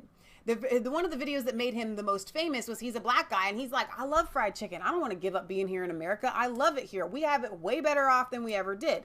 That being said, to the people that were directly impacted by slavery. So the problem is when you're talking generationally. So I don't think that we disagree. I'm saying if somebody was alive and they were put on a boat. And they were put on a boat and come over and they were slaves, then yes, you get reparations. If it didn't actually happen to you, then no, you don't get reparations. Okay? But as far as people being better off, I think, again, that's up to subjectivity of, you don't know, maybe somebody wanted to be in Africa and they can go, I don't know, whatever. I'm glad they're here, and I think God worked it all out. I think so too. And I'm just, I think that the spiritual component there, I'm glad they're here, and I don't want them to go back. But if they want to go back, they're more than welcome to. I am not in favor of reparations, just to make that very clear here on our show. I think current reparations for people who are descendants of people who bad things happen to. You know what? That you could say that could go so far. There are so many people that have had bad things happen to them at the hand of government or business or whatever. Does the mom and pop shop that got shut down because Walmart came into play get reparations? I mean, bad things just happen to people. It's when you have a governing force coming in and doing harm and stealing, from somebody, like their life and their liberty, making them slaves, which is actually what happened to the Jews. They were taken into slavery. Nobody uses that word for them, but they were taken to slave labor camps. Okay, I gotta go to Salvini because the show's going over. All right, I'm sorry. All right, Mom likes our show under 2 hours so she can upload it. Italy's Trump. Salvini wants to build a wall to stop illegal immigration from the Balkans. Italy's populist deputy prime minister and minister of the interior, Matteo Salvini, has proposed a border barrier to halt illegal immigration from the Balkans, similar to our border wall. Salvini, whose La Lega turned in one of the best performances of any European political party, say that 5 times fast, in the recent European Parliament elections, has proposed the barrier, which may be similar in design to the protective fences built by the Hungarian Prime Minister Viktor Orban, which he has slashed illegal immigration to by 99%. That's crazy. That's awesome. After increased activity on the Balkan migrant route. part then. Salvini says the Balkan route has reopened. If the migrant flow does not stop, we don't rule out the physical barriers on the frontier as an extreme remedy. He's talking about this. However, I think we told you guys last week, that's 14 there. An NGO vessel that disobeyed military orders last week. That NGO guy, the migrant, Italy arrests the migrant transporter and impounds this NGO vessel. Good for them. And Matteo's numbers soared after this. Italian minister Matteo Salvini cried victory Saturday morning after police arrested the captain of the migrant transport vessel Sea-Watch 3 for disobeying military orders not to dock at a port in Lampedusa. Italian Interior Minister Matteo Salvini cried victory Saturday morning. They arrested this guy, the 31-year-old German captain. It's wonderful, German. Of the NGO boat Carlola. See, now we're going to get taken off of YouTube. You got to stop it. Has been defying Mr. Salvini, insisting that she would dock. It's a chick. That she would dock at Lampedusa together with the 42 African migrants she was carrying, despite lacking permission to do so. Salvini has not ceased calling out the renegade captain as a criminal and a pirate. Wow. Vowing he would make sure she was brought to justice for her defiance of the Italian state. On Saturday, he tweeted out a video of the arrest with the caption, "Captain arrested, vessel impounded." No way. That's so great. 4 days, Italian security forces have been defending Italian rule of law and borders, forced into extraordinary measures by a pirate ship and some left-wing MPs, including a former minister, who instead of standing with the law enforcement in Italy have chosen to side with this German NGO. Moreover, in attempting to dock her craft, Miss Rachete crushed a patrol boat. He noted. Are you serious? Crushed a police boat. Yeah. Girl. Police cuffed this chick for disobeying a military vessel after docking the ship into port without permission. Oh, a no, Coast Guard she boat didn't. had sought to prevent her from docking by sailing back and forth between the vessel and the wharf, and she, hit it. She descended from the vessel and was met with applause and whistles. Oh my gosh. And with the number of onlookers shouted, "We want to see the handcuffs."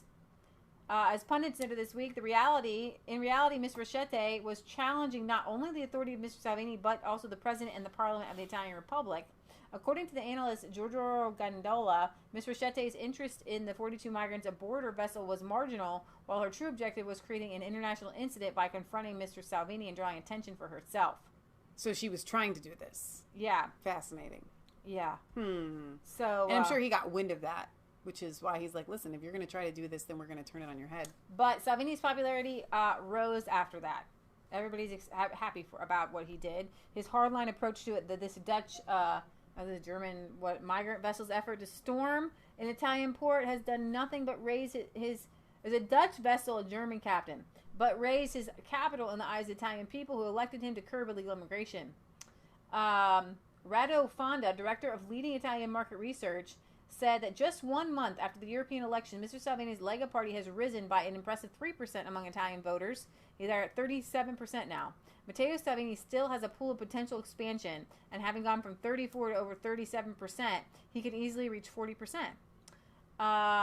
So he's just, people are happy to see somebody care about their country and say no is no. And I'm excited. I'm excited for Italy. I'm excited that they are waking up. I'm excited that they're on the national stage, and I'm excited that we're making Italy great again. I love it. Now back to Sweden real quick. Okay. Because I thought this was absolutely crazy. We gotta sign off.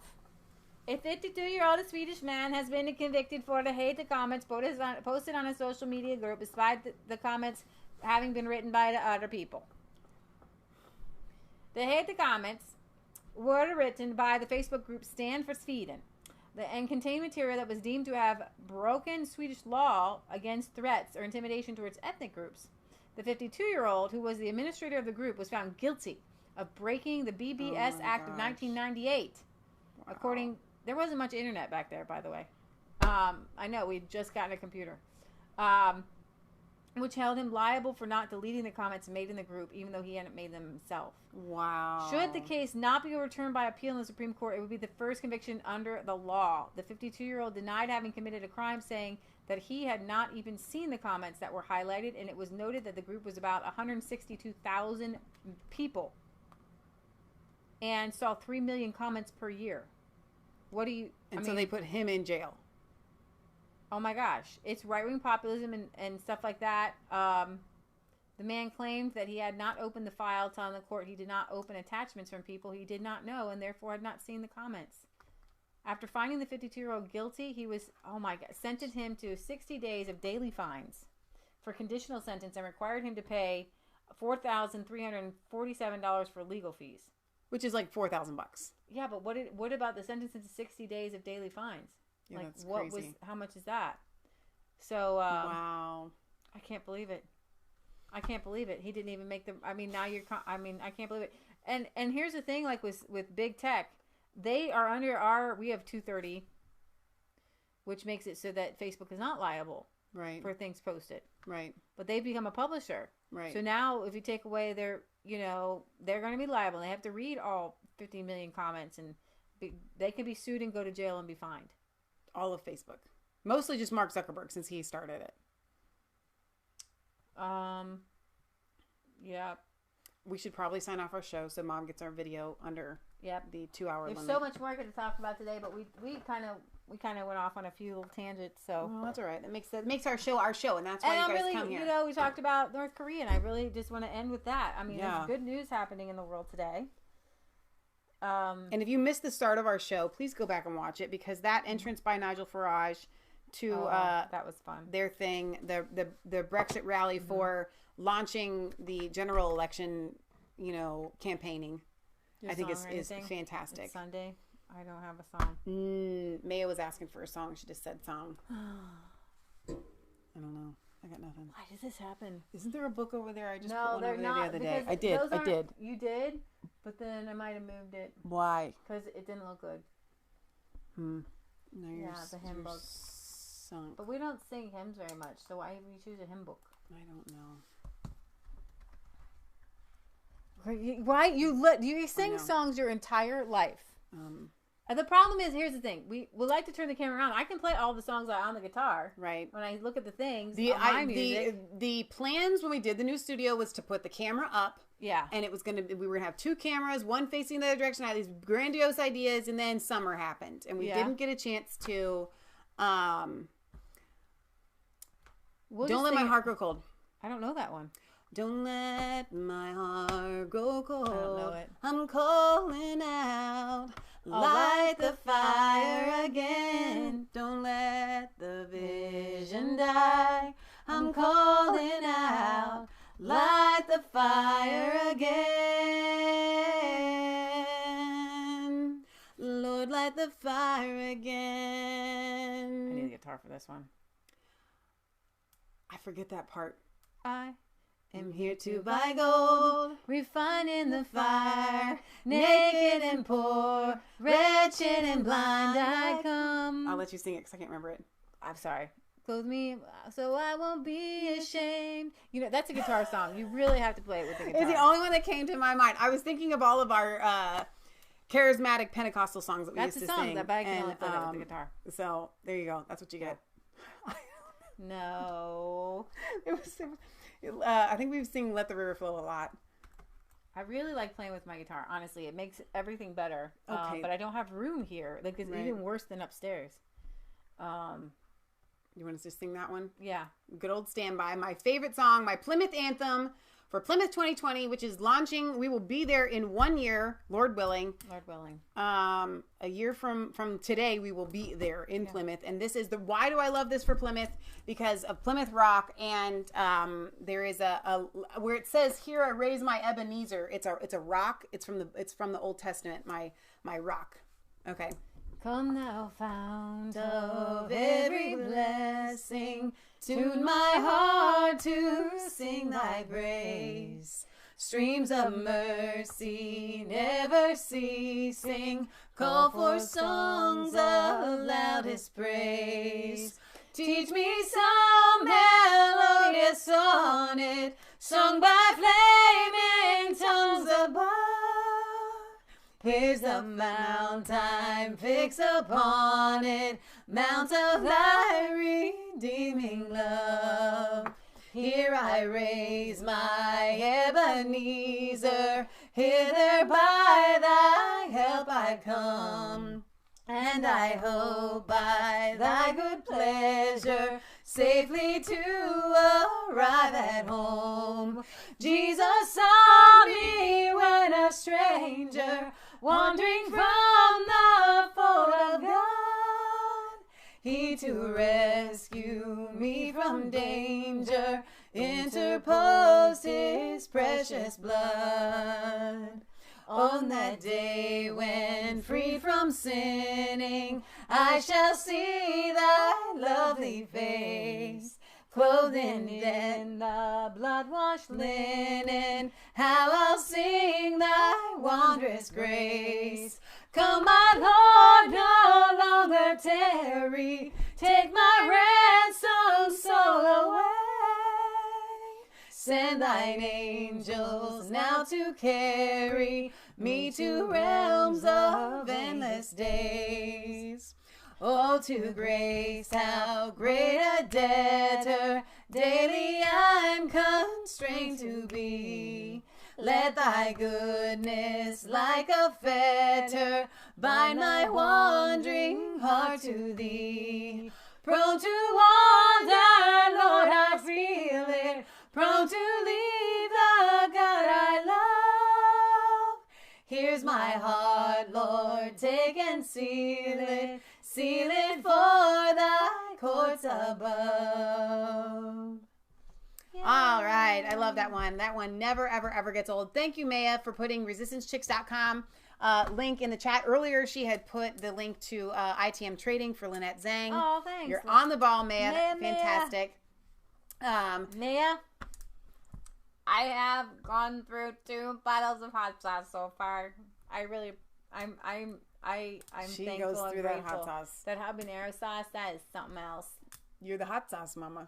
That makes you a hot mama. I have to tell you, man, that's good stuff. Oh my gosh. Thank you. You are fantastic. All right, you guys, we love you. God loves you. Remember, it's not just a conspiracy theory. And we gotta tell you, man, we have something we're gonna bring you probably within the next couple of months. We got an interview. We're gonna, yeah. Yesterday we spent the day with some friends and the friend's family, and the friend's family has written some books, and the friend's family started to go on like, he knows like all about JFK. He knows all about like everything. He told us about the polio virus. I gotta give them some stuff. They told me about the polio virus. He talked to me about the MK Ultra. It was like conspiracy central, and it wasn't conspiracy theories. It was conspiracy fact because he's read the documents. He's written them down. He told me stuff I never knew. And you thought we were conspiracy theorists like aficionados. And he's like, oh, that's common knowledge. And I'm like, not that common, because I didn't hear it. I'm looking around the room. Y'all hear it? And they're like, well, we heard it when he told us. Oh, my word. It was good stuff. And so we pressured him so we can interview him. And his family are telling him, you need to go on that show. Go do what they tell you to do. And so they told us that his family told us that if we pressured him, we could get him on our show. So what the idea is that we're going to read his book. We've got to start there, and then we're going to have him on the show. And you guys are going to be floored. It will be a non-stop when we do this show, which we're going to convince him to do. I feel confident in this. I want you guys. This is the time I'm going to ask you. Share it on your Facebook, share it on your Twitter, email it to your friends. I want this shared because there is information that we're going to have in this interview that is going to blow your mind. Stuff that is not out there. Crazy, crazy stuff. And we're also going to link to his books, several, so that you guys can read them. So I'm super duper excited about that. So earlier when we said, earlier in the show, the very beginning, we said something about cancer. And I was like, speaking of cancer, because that's what came to mind, weaponizing cancer, weaponizing AIDS. That's something that we're going to get him to talk about. Taking tumors, making bigger tumors. Why is it that we have a prevalence of cancer and AIDS right now? I'm gonna learn. All right, you guys. We will see you back later this week. I'm going to try to do a Bible study. Not sure when, but at some point, Lord willing. So, and don't forget to check out Patriot Gallery's stream from last night, which was really, really good. I actually stayed awake. I was falling asleep, but I stayed awake till the end to listen to it because I was so into it. So I want you to check that out. And thank you, Patriot Gallery, for putting out content when Leah and I can't do it. So, all right. We love you guys. God bless.